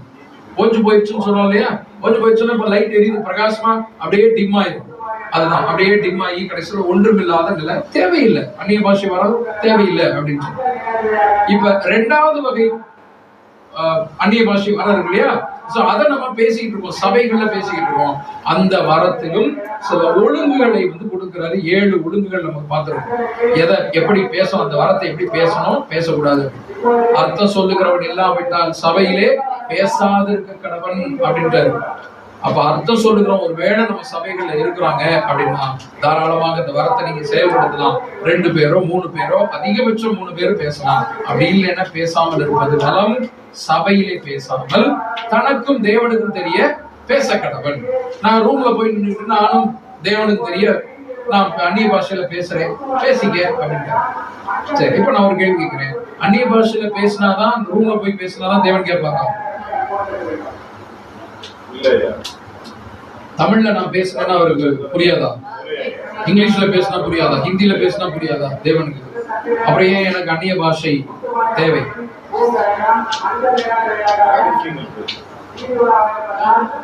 நான் அந்நிய பாஷை வரத்தினால மனிதர்கள் புரிந்து கொள்ள முடியாது. கரெக்டா?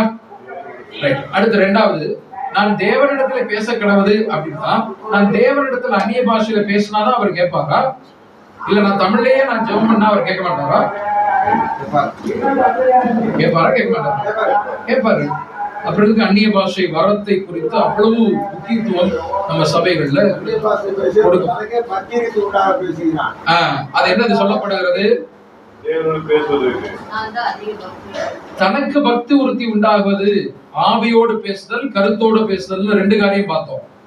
ஆவியில நீங்க உணர்ந்து நீங்க பாடுறீங்க, பேசுறீங்க, ஒதுக்கிறீங்க, கத்துறோம், ஏதோ பண்றோம் அப்படின்னு சொன்னா எனக்கு பக்தி விருத்தி உண்டாவதற்காக நான் பண்றேன்னு சொல்லிட்டு போவேன். ஆனால் கருத்து இருக்குதானா? கருத்து கிடையாது. அப்ப நான் சபையில பேசும்போது கருத்தோட பேசினாதானே புரியும் மத்தவங்களுக்கு, ஆமேன்னு சொல்லுவாங்க அப்படிங்கிற. அப்ப நீ தனியா நீ போறியா பேசுறியா பேசிக்க, அததான் சொல்றாரு. தனக்கும் தேவனுக்கும் தெரிய பேச கிடவன் அப்படின்ட்டாரு.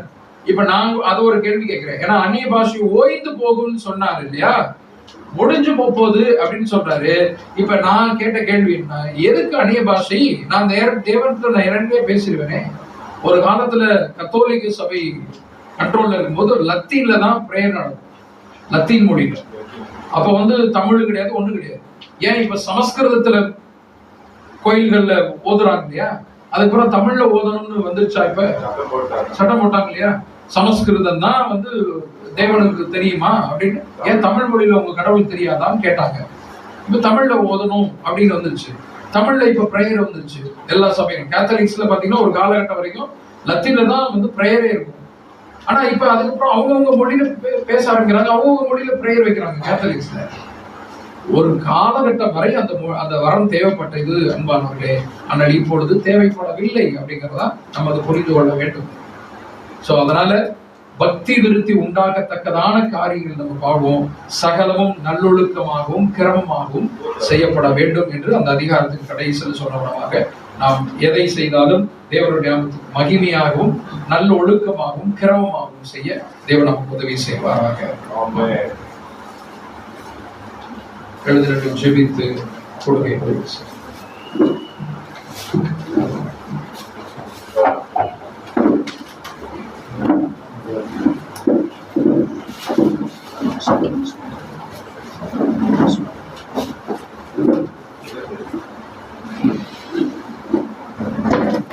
கண்களை மூடி தேவனுடைய சமூகத்தை நோக்கி பார்க்கலாம்.